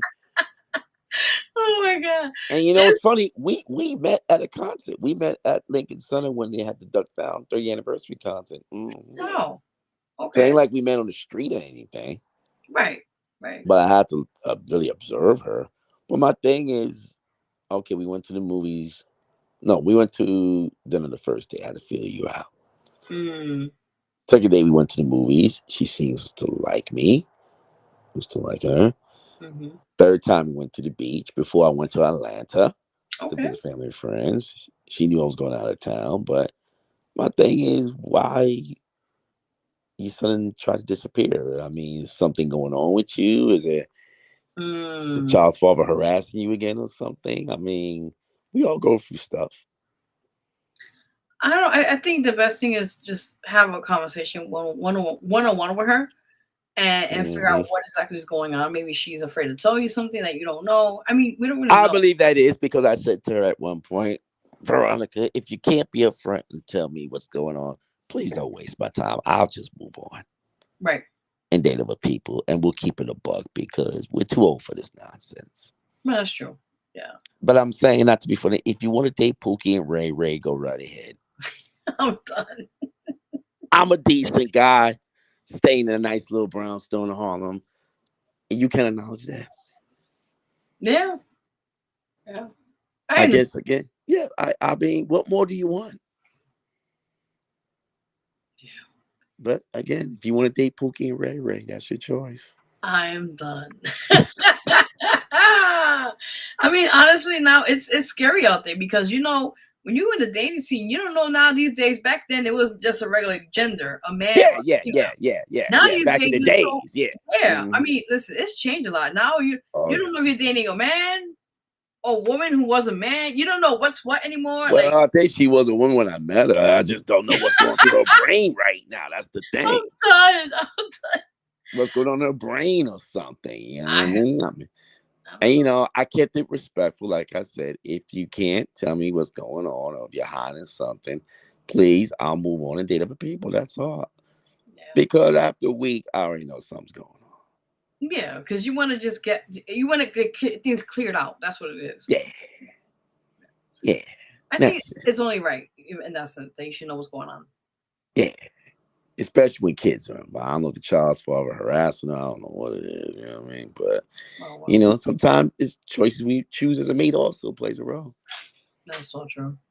Some like I said, Veronica, one of my ex-girlfriends and I had our moments, but we're the best of friends now. Aw, that kind of Best works of friends out. now.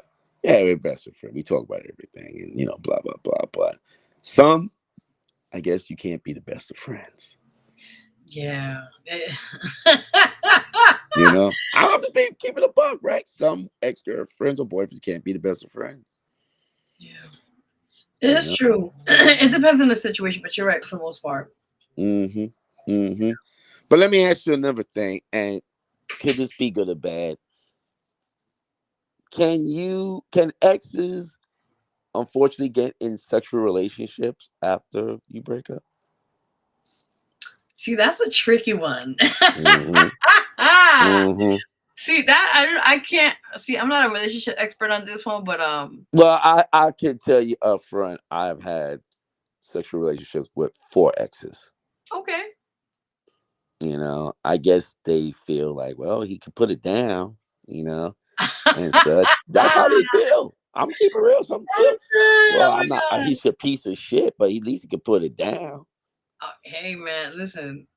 Like I said, we're all grown adults here, man. Yeah. And I'm saying, well, why are you opening up to me and you got somebody? Why he can't put it down? Mm. That's not a red flag. That is, but maybe they're so comfortable with you. That's what it is too. They're like, well, I Mm-hmm. already know his ways and that, so I don't have to Mm-hmm. like, we're Yeah. just nothing. I could fight in you as a friend, da da da, Yeah. and that's that. Yeah. It Yeah. could be that. Yeah. Yeah. Yeah. Yeah. But isn't it bad if they still want to give you some after your breakup of a year or 2, 3 years? I don't know. Maybe they miss. Excuse my French. Maybe they missed the D. I don't know. It could be. you know, It maybe could they didn't be. want your companionship. It could be different things. Yeah, Depending. but if you're involved with somebody, why you still want to give me some? Maybe the person must be giving. I don't know, person. I mean, it happens a lot. Yeah, I mean, listen, I heard stories, but yeah. It's crazy. This is an interesting one. Yeah. Yeah, I'm just feeling like, if you run into your ex and he or she want to still do the deal, is that good or bad? I just want to put that out there, and you should ask your callers about that too. Well, viewers watching now later on, please have your say as well. We're on this topic about rekindling certain situations with people in the past. If you have an insight on that, please, guys, you're more open to add your opinion on that. And would you have a relationship with your coworker? How would you break up with that coworker and how to not getting caught in drama? Damn, that's a tough one. Yeah, Yeah, yeah, that is a really good topic right there because yeah. I mean, thank God I never actually no. Thank God I haven't never encountered that in the past. Uh, Mm-hmm. but I know people that went through something like that, and a lot of times they'll end up just leaving. Leaving the job, Right, right. Because the thing is, it's a lot of things emotion. going back, right, and then it may come back to the employer, and it's just stirs pots. It stirs a pot. So I knew Mm-hmm. 1 or 2 people in the past who I knew that they had a similar situation like that as you mentioned, Mm-hmm. and they had to tell their former employer, look, I'm gonna have termination. I'm gonna go to another place, and it was just to avoid the drama Mm-hmm. at the Mm-hmm. time. Mm-hmm. Well, I'm gonna tell you another thing, Brock. I had a situation with this chick while I was working security at this one company, Mhm. and again, she was a little crazy. And what's so funny?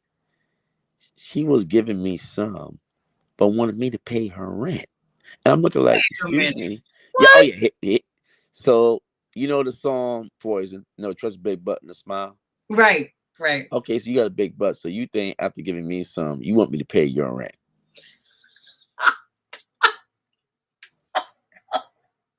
So that was the. I guess she was trying to figure like, how can I get some out of him? He gets something out of There me. you go. There you go. I was There you saying go. with that, yeah. But you don't want to invite me to your house. I'm saying, okay, so let me get this straight. So you want to throw the butt on me, but you don't want me to come to your house. That So don't I make said one day, well, so when you gonna invite me over? She got a little hesitant. well, you been on 2 dates with me, so are we trying to get serious or what? Mm-hmm. Oh, but you're gonna help me pay my rent? I said, excuse me. Where did that come from? She actually said that like that. Yeah. I said, excuse me. Oh my goodness, I'm done. So after I had to dismiss her, I told my job people, please keep me away from her from future posts. Okay, Sean, no problem. Mm. So he talks bad about me to her coworkers, which I don't care. Oh wow. I just don't want you near me when we work special events. Right, to avoid the conflict. Mm-hmm. Yeah. So she tried the game on one of my cousins. I tell my cousin, oh, what does she look like? I saw her with him in a restaurant. She dressed in a little sexy outfit. Mm. Is she gonna ask for him for rent? Yeah, so I told my cousin, get rid of her. She tried to get him too. See, that's what I was just saying. Yeah, she tried to like, let me see who I can get to pay for my rent. Shit. Yeah. Show that big butt in there and show him a Mm-mm. little something, Yeah. That's her game. Mm-mm. Well, thank God you dodged the bullet with that one. Oh, yes, I did. Yes, I did. I'm still thankful to this day. I remember they hired her 6 years to work the marathon. I looked at her and kept on walking. I said, oh, there she go again. Guess she needs money. Oh my goodness. I'm Mm. done. I'm done. That's so crazy. That's crazy. But Said no, press a that's a big button classic and right there, man. smile. Poison. Oh Yeah. yes. Yes. So, Veronica, again, everybody's going back to school. Do you have any back to school memories? Oh my God. For the most part, I mean, as a kid, for me, I was just looking forward to seeing my friends again. Yes. For the next Yeah. school year. That I mean, Yeah. for the most part, the beginning, the first day or 2 days, Mm-hmm. what's gonna happen? But it was Yeah. just I see my friends. It was like the best part of it. Yeah. Yes. I remember I used to see the people I used to tease in high school and grammar school, get on their ass again and stuff like that. When school was fun back then. Oh, okay, And okay, okay. we talk about what we did during the summer and look forward to the fall and stuff. Again, when school was fun back then. And just enjoying it. Now, unfortunately, we had some school shootings and stuff like that. You wonder if this new generation enjoy going to school now. It's crazy now, but especially with online now. Yeah. Social media wasn't even back Social then. media. Oh, yeah. They showing their picture. Look what I'm wearing. Mm-hmm. Check me out. No. Oh, check me out. I'm outside. Mm-mm-mm. I'm outside. Mm-mm. I remember the days, have your ass home by 8 or 9 by the street light. Oh yeah, that was man. Those days. Make sure you be home specifically at that time. Yeah. If you already know. Yep, you're right. Do these new generation go home by that time? Oh no, they be out all night. If depending if the parent allows it, that's another story now too. But yeah, Right. It's a different whole new generation with that. Yeah. Oh yeah. They're outside, all right. They're outside, all right. And in the days we used to go to the roller rink and bowling and the movies and hit the little clubs, the hole in the wall spots. Oh my God! Wow. Do these kids have that today? This new generation?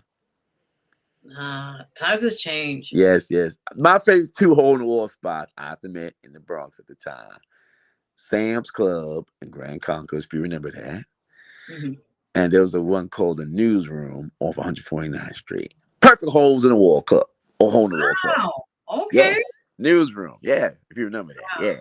I used to do hooky parties. Now this is back in my day. I used to be in Bushwick. This is a long time ago in Brooklyn.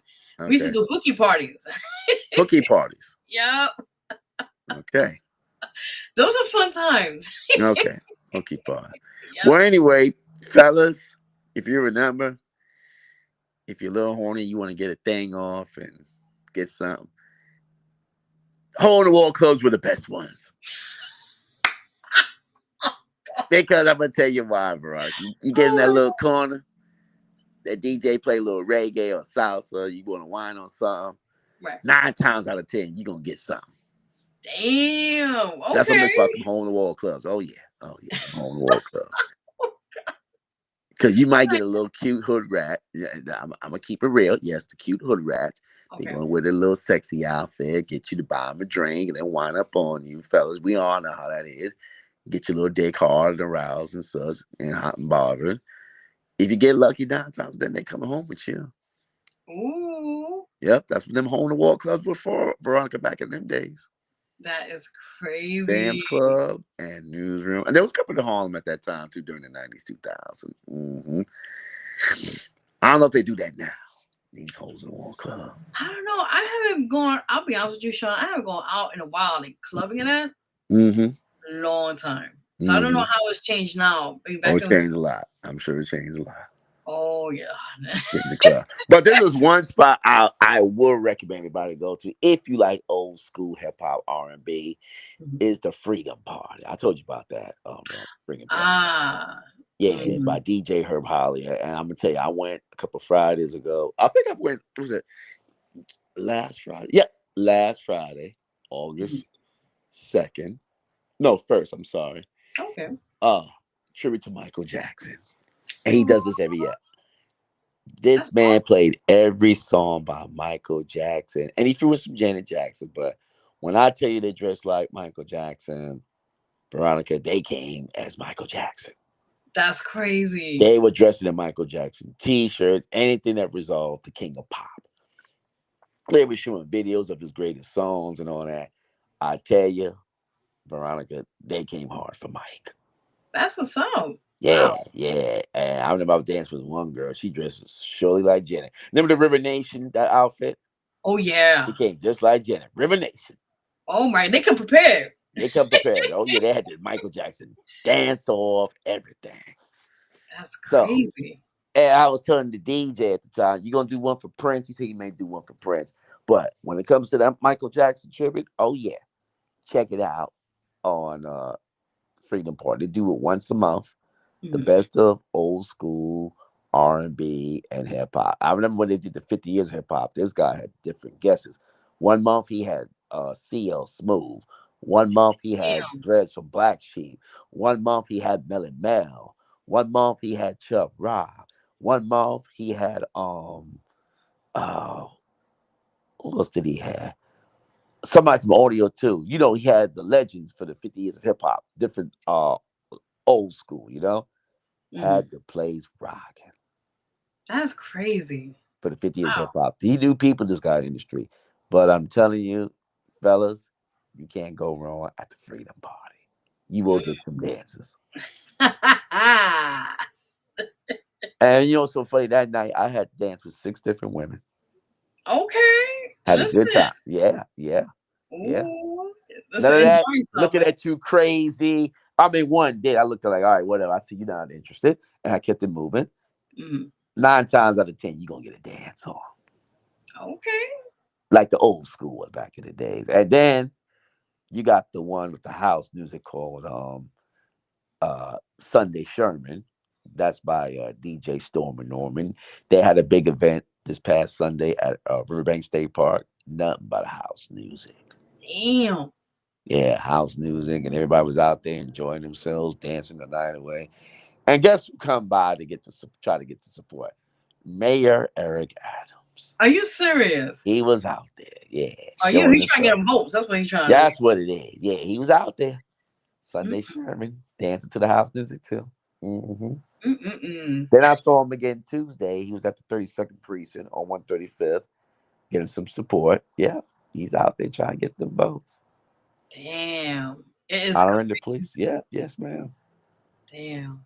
I don't know. We'll see how it turns out for the New York City mayor race this year. The 2020, no, this year and that sort. So yeah. We're gonna find out who's really gonna run New York City next year.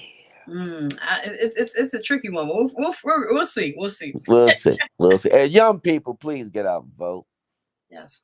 Get out and vote, young people. If y'all can get out, be outside at the concert at Orchard Beach for Ace Boogie, then y'all can get on outside and vote.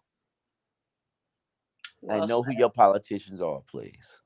Yes, that's very, very crucial. Yes, get involved.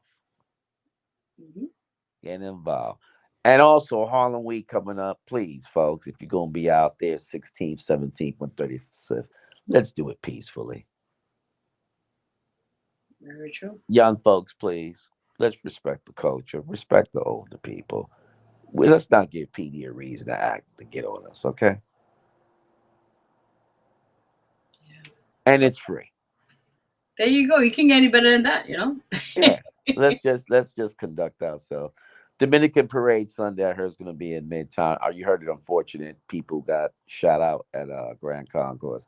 Let's have a peaceful parade, Oh folks. my God. Yes, yes, it was sad. Let's have a peaceful parade. Let's just enjoy ourselves. Very true.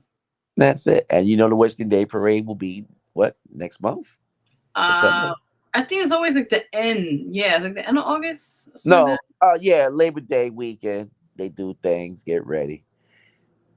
Eastern Parkway Labor Day. that. Yep, there you go. Mm-hmm. Yeah. Let's have a peaceful one, please, folks.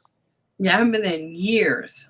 That's a Well, I long time. went last year and they were turning up until they had that unfortunate Ooh, shooting. Yes, yes. Can we definitely. just behave as a, and you best believe there will be a lot of cops out Yeah, there. yeah.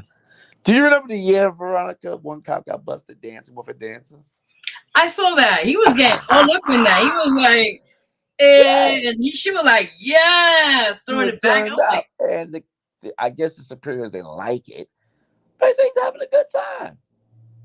I mean, shoot, why not? It's Yeah, harmless, I mean, yeah. She throwing it at him. He liking it, so ain't nothing wrong with him having fun. No, you can't do that. I'm done. You got to stand there and watch them people. You not supposed to be grinding and getting grinding up on them women. Mm-mm-mm-mm. I think he I'm got done. suspended, but damn, let the man have some fun. Listen, man, the music's popping, good Yeah, vibes, yeah. Yeah, the he food can't is help it. They good. want to I mean, yeah. half naked, want to gyrate on him. That's the culture. I never get one time. I ain't gonna lie, Mm. Veronica. I never. One of my little lady friends up all over me, like, listen, I don't want to be creaming on myself. Just take it easy, please. Ooh. And them Caribbean will put it on you, boy. I told one of my white friends, look, if you none of yourself, we understand. They gonna put it on you. I can't with you. And if you can hold it for 5 minutes, you fine. If not, it's all over. Oh, God. That's too funny. That's right. But that's part of the culture. Yeah. They like to gyrate on you. That's their thing. They dance to the soccer music, they call it. Soccer. Yeah. Reggae soccer music. Yeah. Yeah. Soccer music. But you know what? I remember those days. They be on the float. They have the special reggae artists. Mm-hmm. I remember one year, I never forget, it was Beanie Man, Oh, Capleton, man. and Foxy Brown. I don't know what happened to Foxy Brown. She was on the float. Did you know them young folks followed that float all the way down the Eastern Parkway? What? It was a Hot 97 float. You know how Hot 97 get there. Yeah, they're crazy. Oh, yeah, they going to follow that float. Mm-hmm. Mm. All the way down before they police stopped Prosper Park. It went all the way down Prosper Park, down to the end by the D train area. Mm-hmm. And then there's dance and stuff. They don't do that no more. So once it gets to Grammy Plaza, you got to get off that float, and the float keeps going. Oh, Not wow. detour. That's the changes they do. Yeah. It's crazy. You used to the float used to go all the way down Prosper Park. You follow and dance and gyrate with your friend, and you still party there. But no, they don't do that no more. Damn. And I remember the days it used to be 9, 10 o'clock at night. You chill, drink, whatever. 6 o'clock, you got to be out of there. Mm. Oh yeah, and a few cops walk you down Eastern Parkway. Okay, time to go home. Yeah. And the trains, ooh, we getting All them packed. trains be packed. Oh, they get turned up on the trains too. Yeah, What? they be dancing, gyrate on the trains too. Damn. Yeah, they still want to Man. party. Man. Yeah, they don't stop. They want to find them little hole in the wall spots and dance and gyrate. Oh no, they don't. We see. You have to understand something, Veronica. Us Caribbean folks, we gonna party till we want to stop. That is true. Yeah. Cause you got the Juve, they get turned up. I went to Juve a couple times before it got a little crazy. Mm. Okay. But the day of the parade, oh no, we still want to party. Damn. And I remember one year, the Labor Day night, all the clubs down Flatbush was closed. Ooh. They want to get too turned up. All right, we'll shut down the clubs 6, 7 o'clock. I'm Damn. walking from Grand Army Plaza all the way down to, Atlantic Avenue where they had the Barclays Center. Yeah. Yeah. Nothing going on. Hmm. I'm like, okay. But I saw some people from the parade there with their flags and stuff like that. Nothing going on. That's They crazy. made sure of that. Hmm. Damn. That's how it is, my dear. Now the African American Day Parade, it could be the same thing. I've been in that in 4 or 5 years. That's awesome. Yeah, when I was working at Tiffany's, I work Sundays, but they used to get turned up, and then after that, all right, that's it, no more. They close after 6. Mm-mm. Let them party, and that's it. See, that's wrong because they're not letting people, have a good time. Yeah, You know. yeah, yeah. But they have cops all over the place, making sure. But they worry about the gangs. That's what it is. Mm. You got the posse and the bikes. The posse and the bikes. Mm. The 30, 50 deep. Jesus Christ. They be there. Yeah, 30, 50 deep. We're here. We outside. Oh man. And one thing the bus drivers, I know they don't do, Veronica. They do not interfere. Let them bikers go by. They don't want to get surrounded by them. Like, yo, what you Right. doing? Yeah, they know the deal. Like, Because unfortunately, one driver made a mistake of yelling at them. It didn't end well for him. oh, Oh no, it didn't end well for him. I think he had to beat them. Yeah, it did not end well for him. Unfortunately, oh my God. you can't argue with those guys. They're like zero. It's like you trying to argue with 50 Rough Rider bikers. Now, what do you think is going to happen with that? They're gonna be ganged up. They're gonna be messed up. Yeah. Yeah, and you know how Rough Riders are. Mm-hmm. Oh, you got a problem with us? That's crazy. Yeah. So think about the consequences. Very true. Yes, ma'am. Yes, ma'am. Yes, ma'am. But again, people, September 6th, XX vendor at Ellis Driggs Park. Please contribute something for the kids. They're the future. SX Energy Drinks will be there. Please watch my videos. It's Sean Felder at XX Promotions on YouTube. One of my videos is going to be celebrating 10 years. Miss VTV. Shout out to Miss VTV, Chesney Stidham of St. Louis. Over 80,000 views. Please support the video, guys. Awesome. 10 years, September, I believe, 2nd, 2015, we did that video. So Wow. September 2nd, 2025, it'll be a 10-year anniversary. Ain't that something? Ah, rats. That's amazing. Yeah. Yeah, yeah, yeah. July 29th, 25th, 2010, 15-year anniversary passed. My first XX ever interview was on Amy Roos Restaurant. Shout out to Amy Roos. Wow. Yeah, that was 15 years ago. That's amazing, man. Yeah, yeah, yeah. Some historic videos, 5, 10 years. And September 29th, 2010, African American Day Parade, my second ever video, which was done by Catch the Vibe. Shout out to Catch the Vibe. That'll be 15-year anniversary. Damn. Oh my Yeah, God. some videos got historic moments. That's amazing. Yeah, yeah, yeah, yeah. So that's all for now, folks. But again, look out soon. Me and I do my tribute video to Dr. Dre with DJ Nikki. We'll tell you when. It'll be Awesome. posted. Yes, yes, yes, yes. So yeah. Yeah. Do you have any shout outs you want to give? Yeah. A few people I want to shout out to all the exes that can't stand me, love me. Okay, and shout out to hip hop, 52 years, August 11th. Guys, celebrate the culture. So shout out to my man, comedian Rush Hour for sure. Check him out Monday nights on the Harlem Nights Lounge on 138th and 7th Avenue. He does his Monday night comedies and his open mic. And shout out to my friend DJ Steve O, barber and DJ. Check him out. He's on social media, DJ Steve Johnson. And definitely shout out to DJ Nikki, my business partner. Check her out.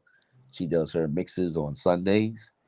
We're gonna be doing hopefully soon the Dr. Dre video. And shout out to all my haters and fans that like my S6 energy drink. And Yes. hopefully soon, shout out J Love. I'm waiting for my S6 photos for y'all. Let's make it happen. Ooh, let's put it to the universe. Yes, yes, yes, yes, yes, Awesome. yes, yes. And again, also shout out to the people who hops the train and buses. We don't want their fare raised. They talking about raising the fare again. That's crazy. Veronica, go to your city hall, town hall, let them know, let them have it, curse them out, tell them it's not happening. But if you're still gonna hop the train and buses, do what y'all gotta do. Cause they're Just doing don't it get anyway. caught. Don't get caught. Yeah, yeah. Don't get caught and don't beat up the bus drivers or conductors if you do it, please. They gotta do their jobs too. That's true. Yeah, yeah. And again, shout out to all the people who sell nutcrackers at the events. Gotta give them a shout out. Mm-hmm. Yeah. Some nutcrackers. I don't know if you ever tasted Veronica. It's not bad. I tried it one time. Is it like a eggnog or something? A mixed drink, yeah, mixed drink with juice. Okay. Hmm. So I want to give a shout out again to the Nutcrackers people. Hmm.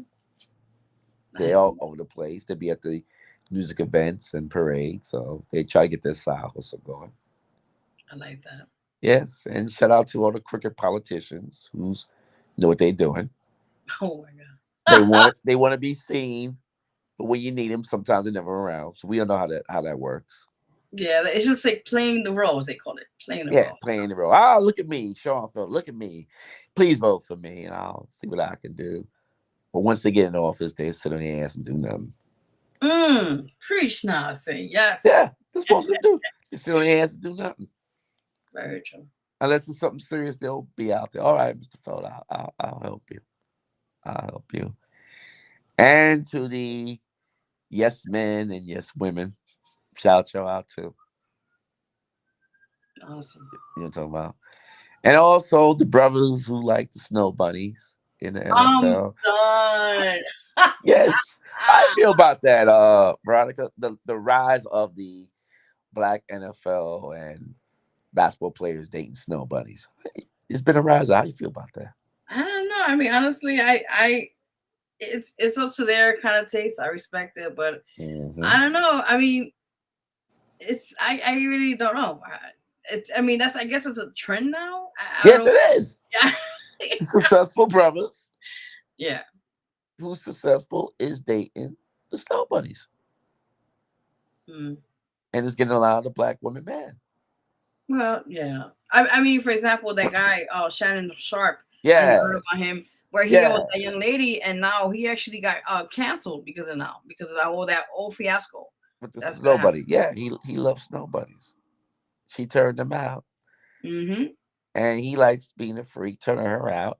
What he paid, like 10 million to settle, I believe. Something like that. I think. Yeah. Oh yeah, so now the snow bunny played him. I turned you out, giving you some. You don't know how to handle it, and you talking crazy. So I sue you, and he fell for it. That's crazy. They said Umar Johnson, the guy that's supposed to build the schools. I remember Umar him. Johnson, yeah, say he likes snow bunnies too. There's rumors.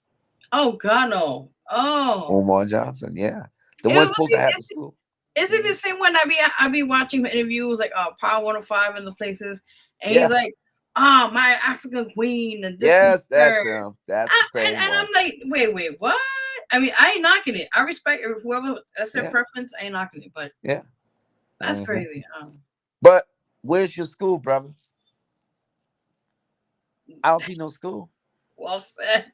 Scamming people for 10, 20 contributions, but I don't see no school. Mm-mm. So what are you doing? Yeah, that's wrong. Yeah, Umar Johnson, the so-called righteous brother. Mm-mm-mm-mm-mm. And also shout out to the OnlyFans models getting what they can get. Facts. OnlyFans models. Yeah, they gotta do what they gotta do. That's true. They gotta do what they gotta do. 'Cause everybody's hustling right now. I'm too sorry. Yes. Especially everybody's hustling right now, Veronica, because of Mr. Trump. You got to hustle now. Yeah, it's a lot of stuff going on with that. Yeah, I'm staying out of that. But do you think he'll make it to 4 years as president, personally? I honestly can't. I don't know. To answer your question, I really don't know. I mean, I think it's just we're gonna take one day with him, right now. Yeah, yeah, yeah, yeah. Because with him, you never know with this guy. Yeah. No, no, this guy, and that's basically about it. But Hunter, I mean, I'm sorry, Veronica. Again, I'll be a it's hunter for time. today. Yeah, no, she's been fair. I'm sorry. Oh, It's okay. I just want to thank you for having me and talk about things in life. And again, I hope everybody enjoys the summer. You enjoy your summer. I may be back in October, birthday month for me. I'll be 58. Oh shoot! Live it up, man. Live it up. Yes, yes, yes. I'm already doing it right now. Going to these events for free, since unemployed. So, hey, it's not bad. It's unexpected, but it's not bad. But take advantage of it. Just make the best Yes, of it. For now. yes, yes, yes, yes, yes, yes. And, so-called potential ladies, please be patient with me. Just don't disappear after a second, third date if you have issues, Fact. especially if you have kids. You know what I mean? Yeah. Yeah, yeah, yeah. That dating scene is a little crazy now. You got that right, Veronica. Oh yeah. Hmm. Yeah, it's crazy now. Yeah. Oh Jesus. Oh yeah. Oh yeah. Hmm. Tell also the viewers watching now later on, where they can find you in your social media. Yes, you can find me, people. The incomparable Sean Felder. You can find me on Facebook, Sean Felder. They suspended me, trying to get back with them. Mm. Twitter, Sean Felder. I guess because of my political issues. Instagram, Felder8841. I posted pictures from yesterday's Rise Up New York concert at Orchard Beach. Shout out to the people that performed yesterday. And YouTube, Sean Felder X Promotions. Please look for my video, This VTV Promotions Interview Essex Sean Felder, over 80 views.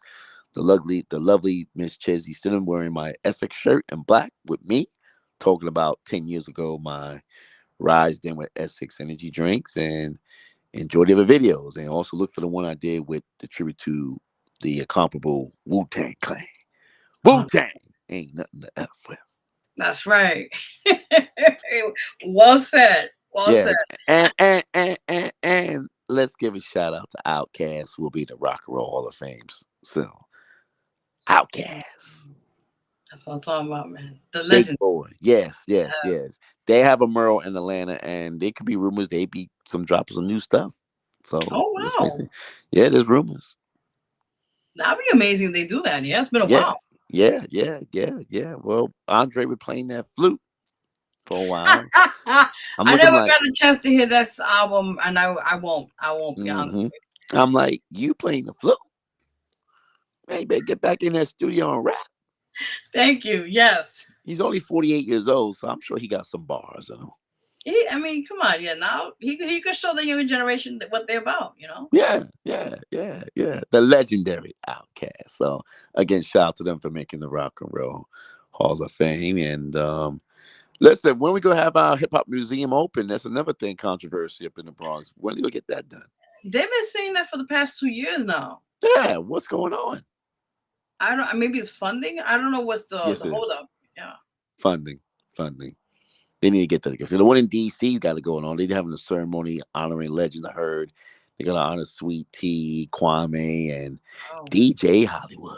Yeah, that's DJ Hollywood. awesome. Yeah. So DC's doing it big. The Hip Hop Museum. I heard Grandmaster Cass is one of the MCs. So shout out to them. Oh man, that's awesome. Yes. Give me a minute. Oh, All right. Again, thank you again. you're welcome anytime, and thank you for coming in, and we'll definitely have you by October. That'd be cool. Yeah. Okay. Thank you, and you take care. You're welcome. Have a good night. All right. Thank you. Bye bye. Bye bye. All right, guys, that was amazing. Big shout out to Sean Felder, who just came on here. He is the CEO of XS Energy Drinks. Go support him. A really good dude. He has a great. I have a few of his drinks as well, so definitely go support him. Good stuff. It's basically like an energy drink, but it doesn't give you like crazy, like all over the place.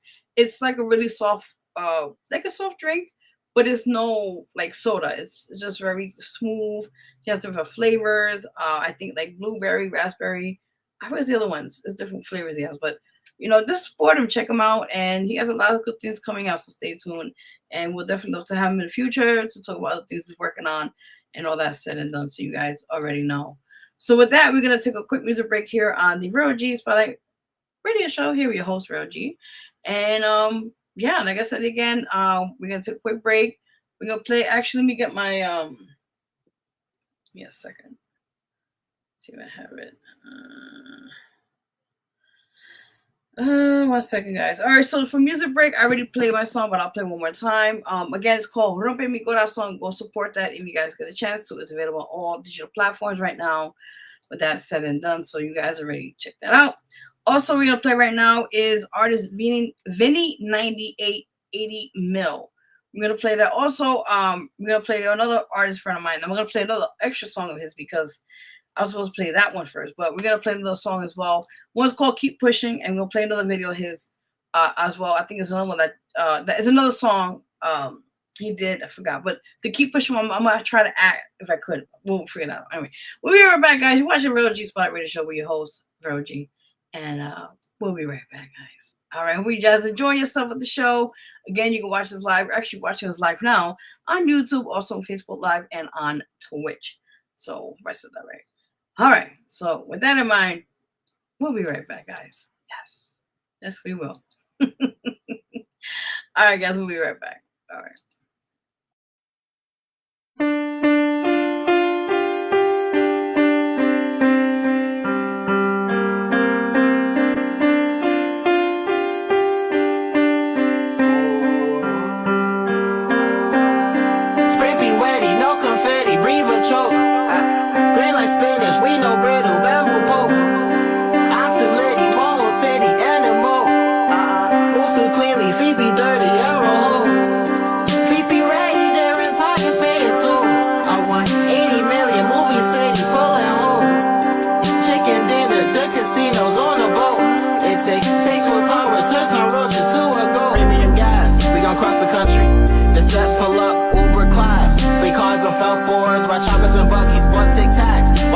Shit get ugly. Strangers talking that bang bang till you walk in the spot. Empty your pockets until the copy. Sprint to the bag, they climb in the air. Preaching, I know that I won't settle for less. They're playing that tick for tack. We Mario jumping the best. All nighty ink, Chris and the stars. Copywriting my logo, my crest. New York to LA, the dollars and celebrating these frauds. They trying to get spray be wetty, no confetti, breathe a choke.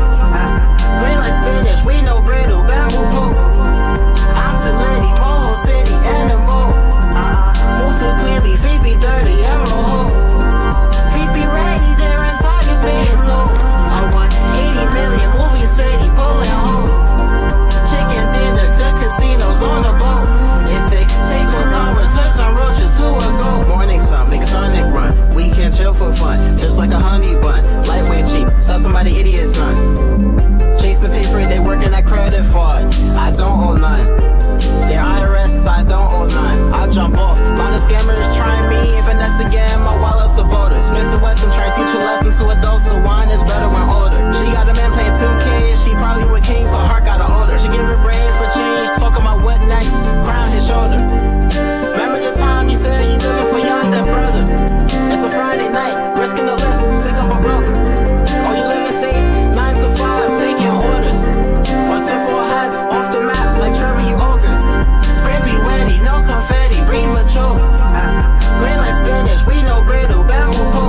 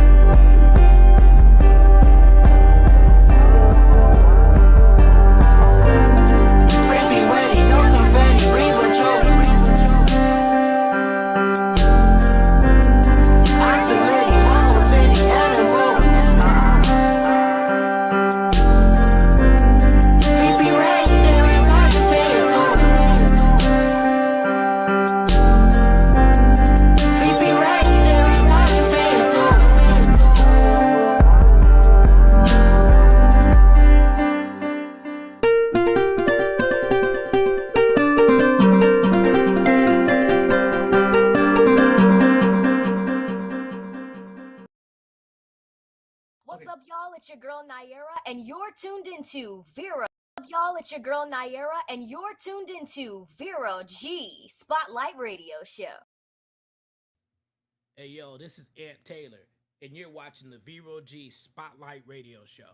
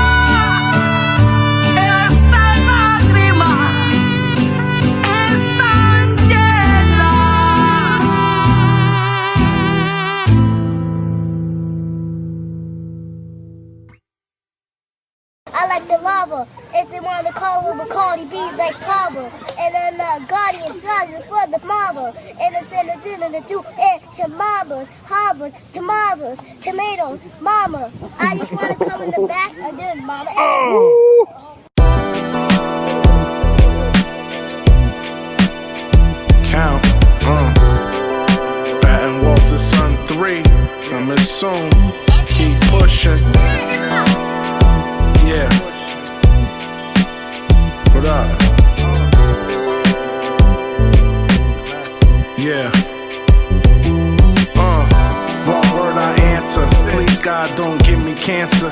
See Noah 20 still dancing, smiling and loving life. Bag a chick from Lava Life. I need 103.5 to play this. Number one on New York playlist. Walter, by the way I'm white. Radio got a better chance of playing it. I know I'm real, but I just be saying shh. They say I'm angry, cause I ain't a fool and don't fall for the hanky-panky. Every day I thank thee, Lord, for giving me all, helping me stand tall through bullets, poverty, COVID, death and all. I'm like a boxer, not Tyson, more like Ali, cause I can't stand to see me having to change for a name I don't wanna be. What? Yeah. Hard rhymes, hard times. Sometimes pain could take over your mind, take over your mind. You can't control what's behind. Just move forward, keep pushing. Hard rhymes, hard times. Sometimes pain could take over your mind, take over your mind. You can't control what's behind. Just move forward, keep pushing. Move forward, keep pushing. Stop hating. Stop looking, start appreciating where you from, like Brooklyn. I mean, you got soul, you got flow, you the one everybody know. I'm comfortable, like the 5 other Huxtables. Dog, I know, dog, you stand on business. I know nobody better play with you, period. Saying shh, we can't be 60 saying that shh. We have to grow, accept people for who they are or let them go. We gotta learn that, can't be mad at people who the clocks always turn back. The streets I learned crack, also loyalty, love, hate, pain. If y'all got all the money, why y'all still the same? Y'all never spoil me like I spoil y'all. And I got the money, just don't wanna change cars. But as a grown up, you know.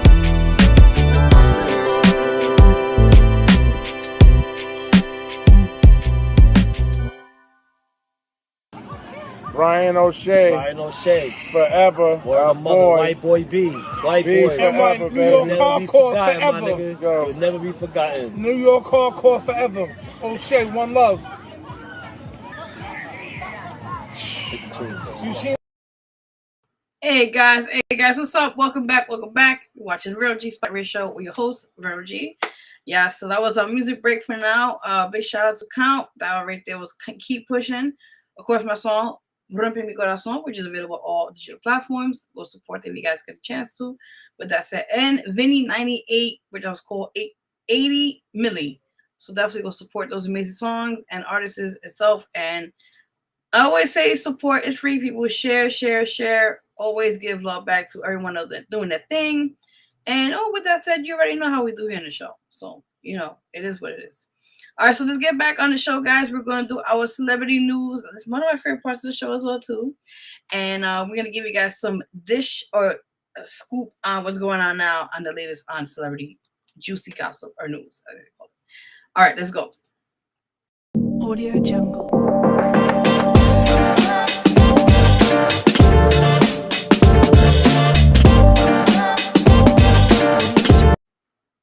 All right, guys, as you know, it's celebrity time, celebrity news time. Yeah, so I am extremely excited. So let's get right into it.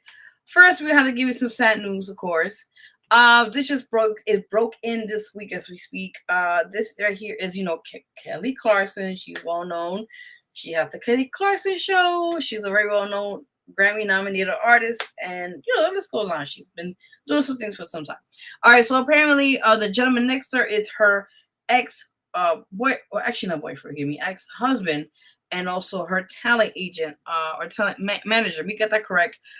Brandon Blackstock, had just passed away this week.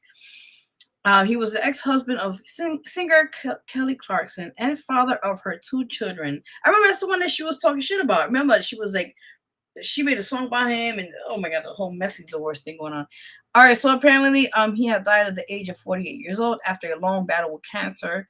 Again, our condolences to him at this time with his family. And listen. I always say as many times when it comes to deaths, it's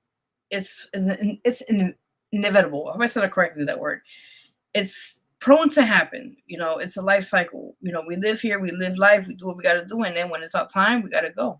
So.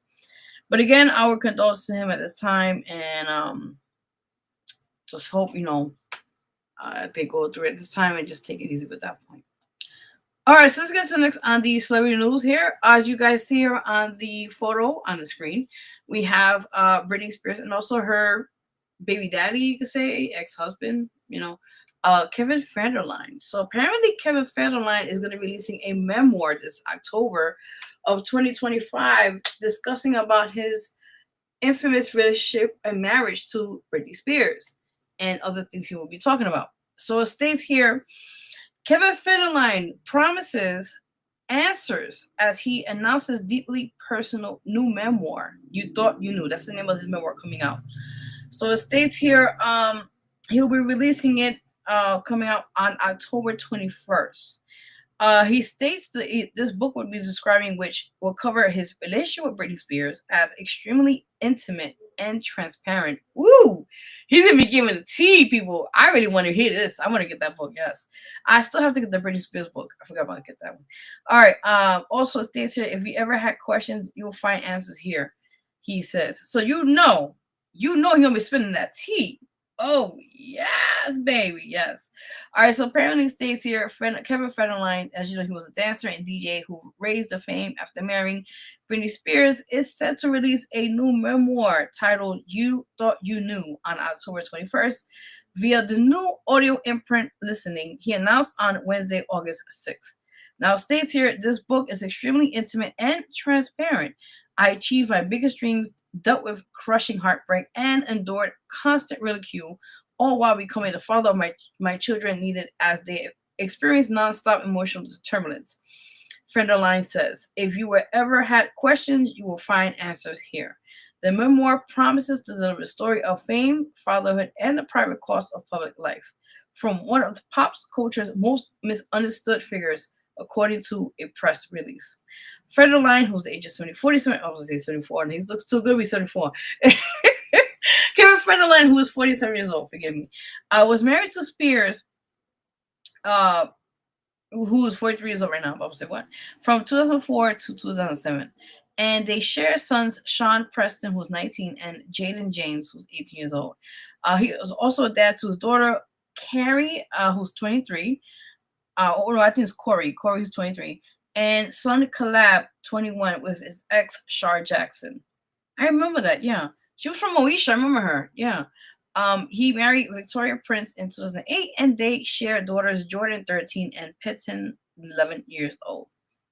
Now, it states here, the release describes the book as deeply personal and emotionally grounded, and says it marks the first time Federline has publicly spoken about the events and relationships that shaped him.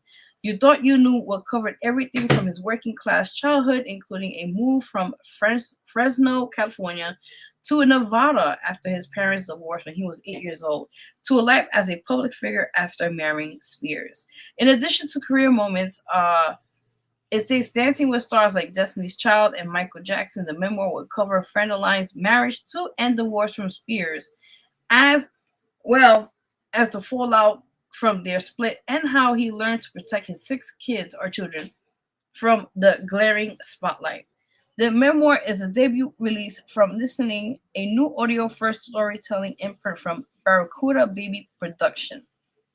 We're proud to have Kevin as the first of our 3 books launching with Listening, says James Heyman, founder of Barracuda Baby Productions. He spent 2 years in every tabloid and 2 decades navigating a volatile, ever-changing reality.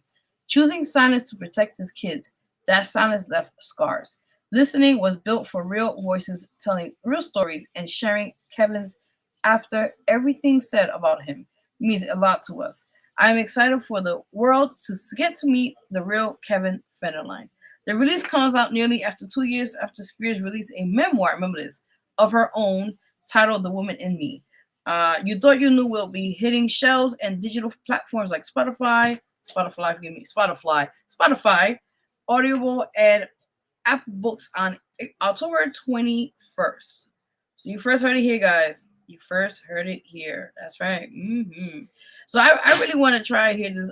Not hear this. Forgive me. I really want to definitely check this book out when it gets out by that time and that. So I'm very excited to put it here on the show. Why not, right? Last but not least, the man of the hour on celebrity gossip.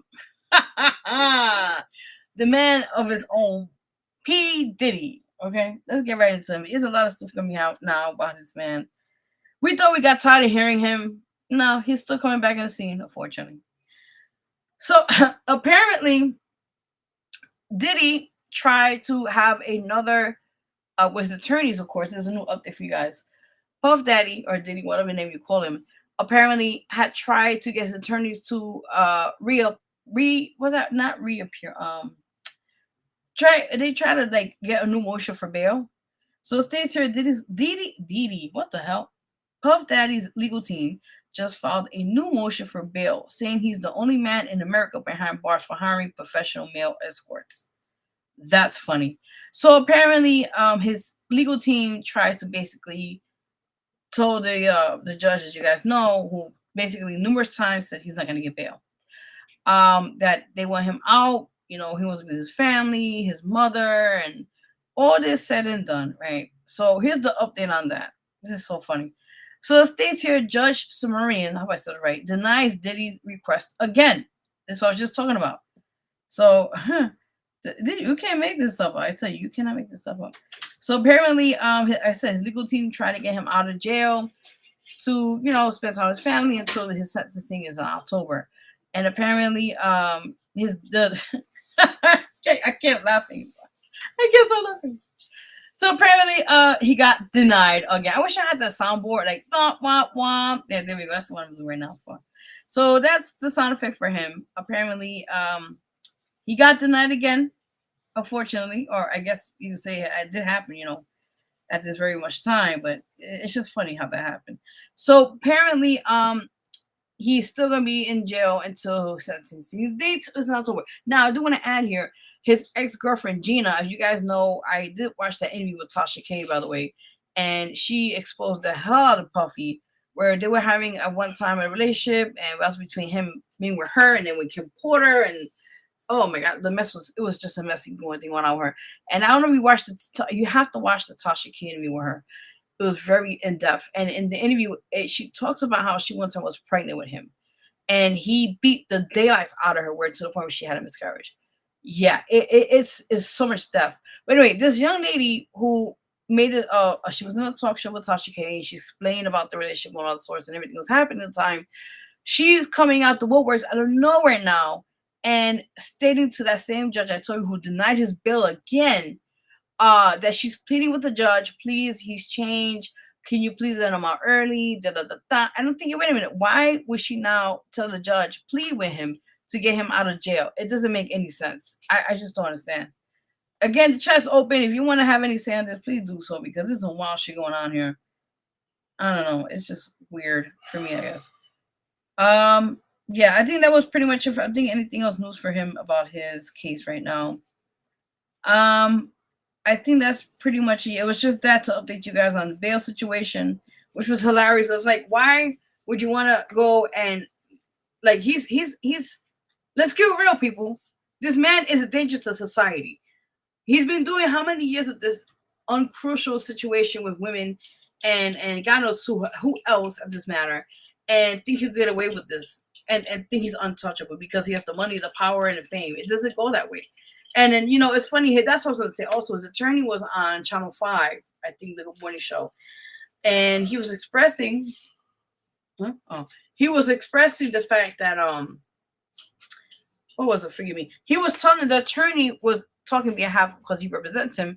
He was on the show and he was saying that if he does ever go out or ever gets out after serving his time in jail, whatever, he wants to be with his family and that. And also he mentioned that he wants to come back in the scene, in the music industry scene, and be back on the stage in MSG, or Madison Square Garden, as we call it.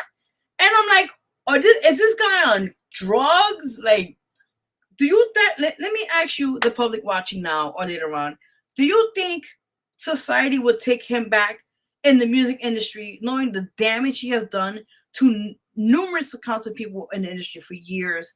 Okay, do you think they should give him another chance? You really think? Please, I want your opinion on this shit. Like, really, this is crazy. This is so crazy. I don't understand. Oh man, I don't know. To each their own. All right, so that was it for celebrity news. I just wanted to just add that note on the Puff Daddy case, update you guys on that, because it's just crazy, this whole case. Oh my God, isn't it? So you guys already know. So after that, we're gonna take another break. We're gonna be this week on the Vero G Spotlight show. As you know, each month we talk about different things each month. And we do bring awareness on different medical stuff or different things, you know, to educate the viewers here in the audience and that sort. So this month we're gonna bring awareness to psoriasis. Hope I said it right. Psoriasis Action Month. And let me update you guys. What exactly is that? Because I had to do more research on this too as well, and I was like, huh. So apparently, it is a chronic immune mediated inflammatory skin disease that causes red, itchy, and scaly patches on the skin. It is characterized by an overproduction of skin cells, leading to a buildup of cells on the skin surface, creating plaques. While the exact cause is unknown, it's believed to involve both immune system dysfunction and genetics. This is very interesting, people. I tell you this, we learn a lot in this show, and I always want to educate you guys as well on this show while we're on here. So about different things of that nature, right? So you guys already know. So with that in mind, we're going to take a quick break. We're going to play a clip for you guys on here, and it's very educational. I'm going to tell you what it is, the treatments, and all that stuff. So, all right, guys, we'll be right back. You're watching the Vero G Spotlight Radio Show. Your host, Vero G, live on the show. We'll be right back. Psoriasis is an autoimmune condition that changes how your skin looks and feels. But its causes and effects are much more than skin deep. People with psoriasis have an overactive immune system. Their bodies release signals that cause your skin cells to reproduce quicker than normal. Normally, it takes about a month for your skin cells to shed and be replaced with healthy ones. But during a psoriasis flare, you can create new skin cells in just 3 or 4 days. The new cells build up and create psoriasis plaques. Those are patches of thick, scaly, and flaky skin. Plaques can be itchy, uncomfortable, and even painful. And living with psoriasis can make you feel self-conscious and put a strain on your emotional well-being. Psoriasis rashes can happen anywhere on your skin. Some of the most common areas include your scalp, face, elbows, genitals, lower back, and knees. The same abnormal immune response that causes psoriasis rashes can also cause joint pain and arthritis for some people. And having psoriasis can also put you at higher risk for chronic health conditions like diabetes, high cholesterol, heart disease, and strokes.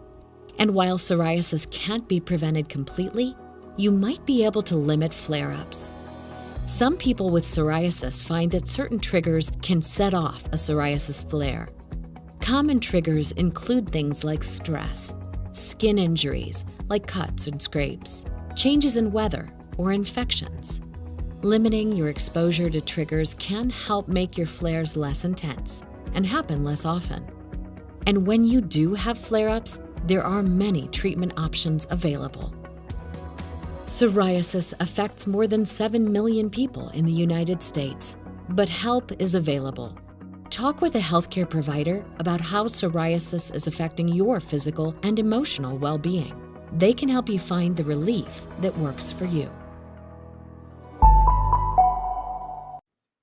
All right, guys. So I hope that that little clip we just sent you guys, or you got a chance to see, will be anyway educational or informative for you guys in this matter right now. Again, we'll be focusing this month each other week or so on the show. It's called I just keep fucking his name up. Did I just say whatever fuck you call it? Action month. I'm sorry. Okay, forgive me. Whatever. Listen, I'm just gonna have fun with his name. Okay, it's just that whole thing we're talking about on the show. Okay. Anyways, like I said, we'll be focused on this each other week on the show here, and we just make it happen. So you guys already know. I'll say this. Oh. All right. So yeah, you guys already know. Again, also guys, you can follow me on my Instagram, which is @officialverog. Follow me, and I will follow you back on the show. Ooh, you guys already know. Prior to that, also, again, we are looking for submissions for this month actually for September, actually.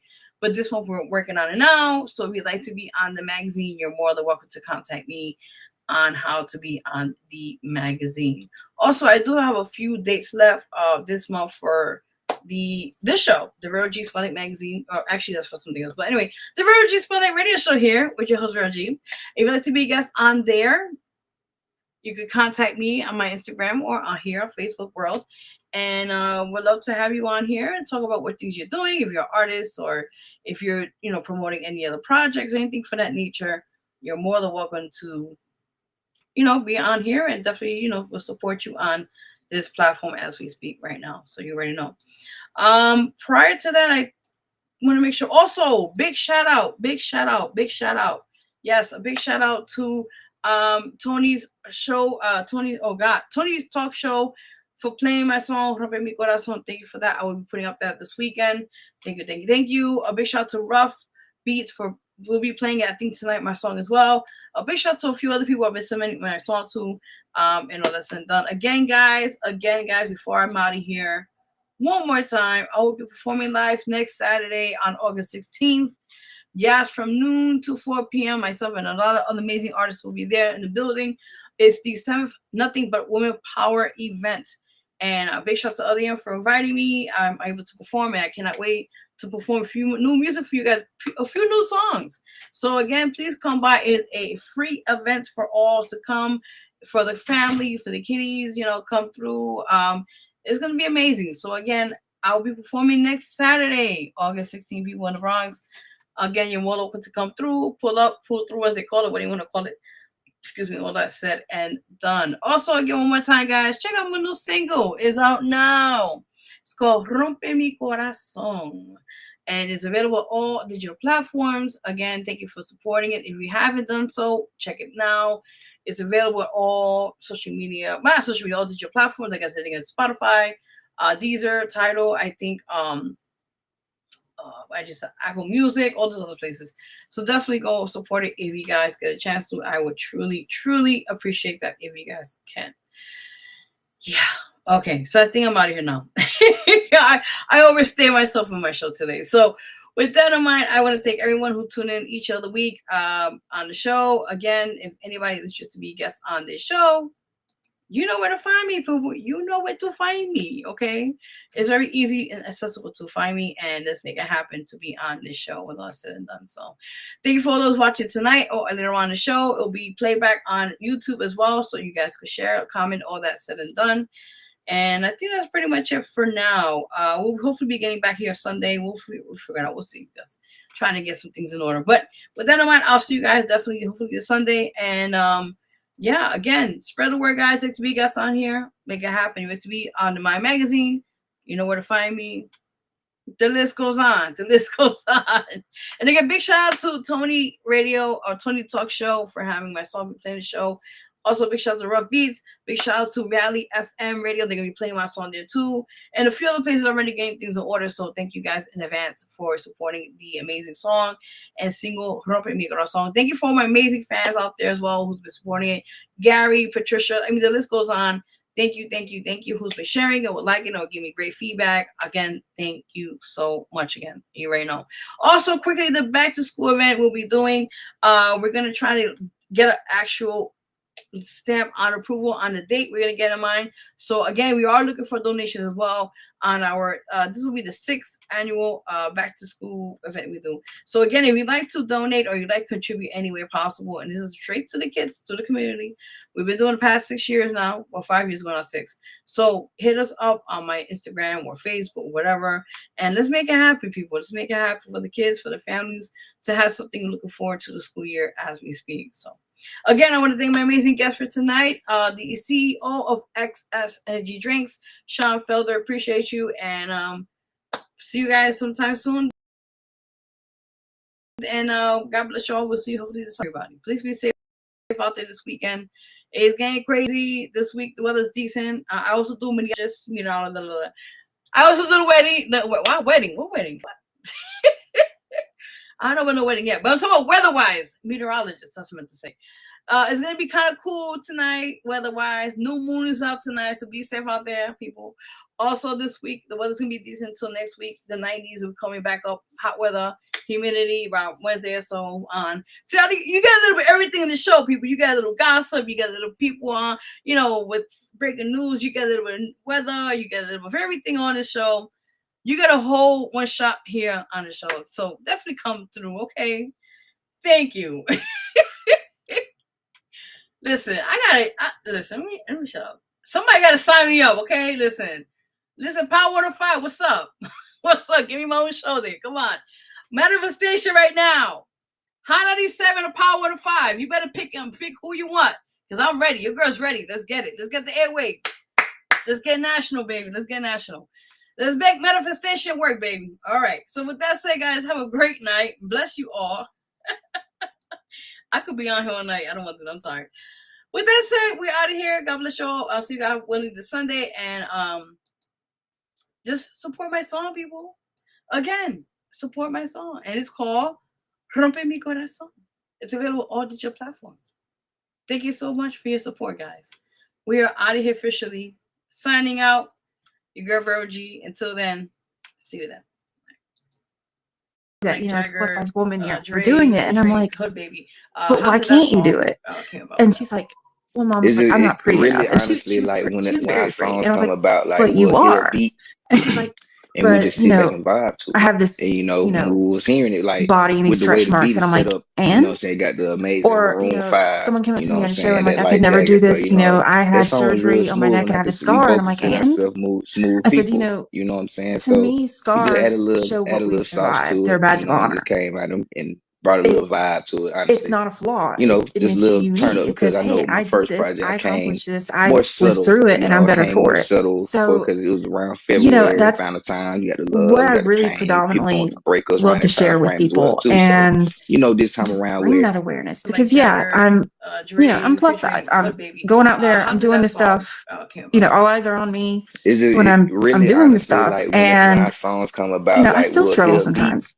I remember going to one New York Fashion Week. I had, and we was hearing it, like, imposter syndrome, and I told this girl who's pretty well-known model, and I'm like, I feel like I don't belong, because you have all these billboards, and either they're the younger or like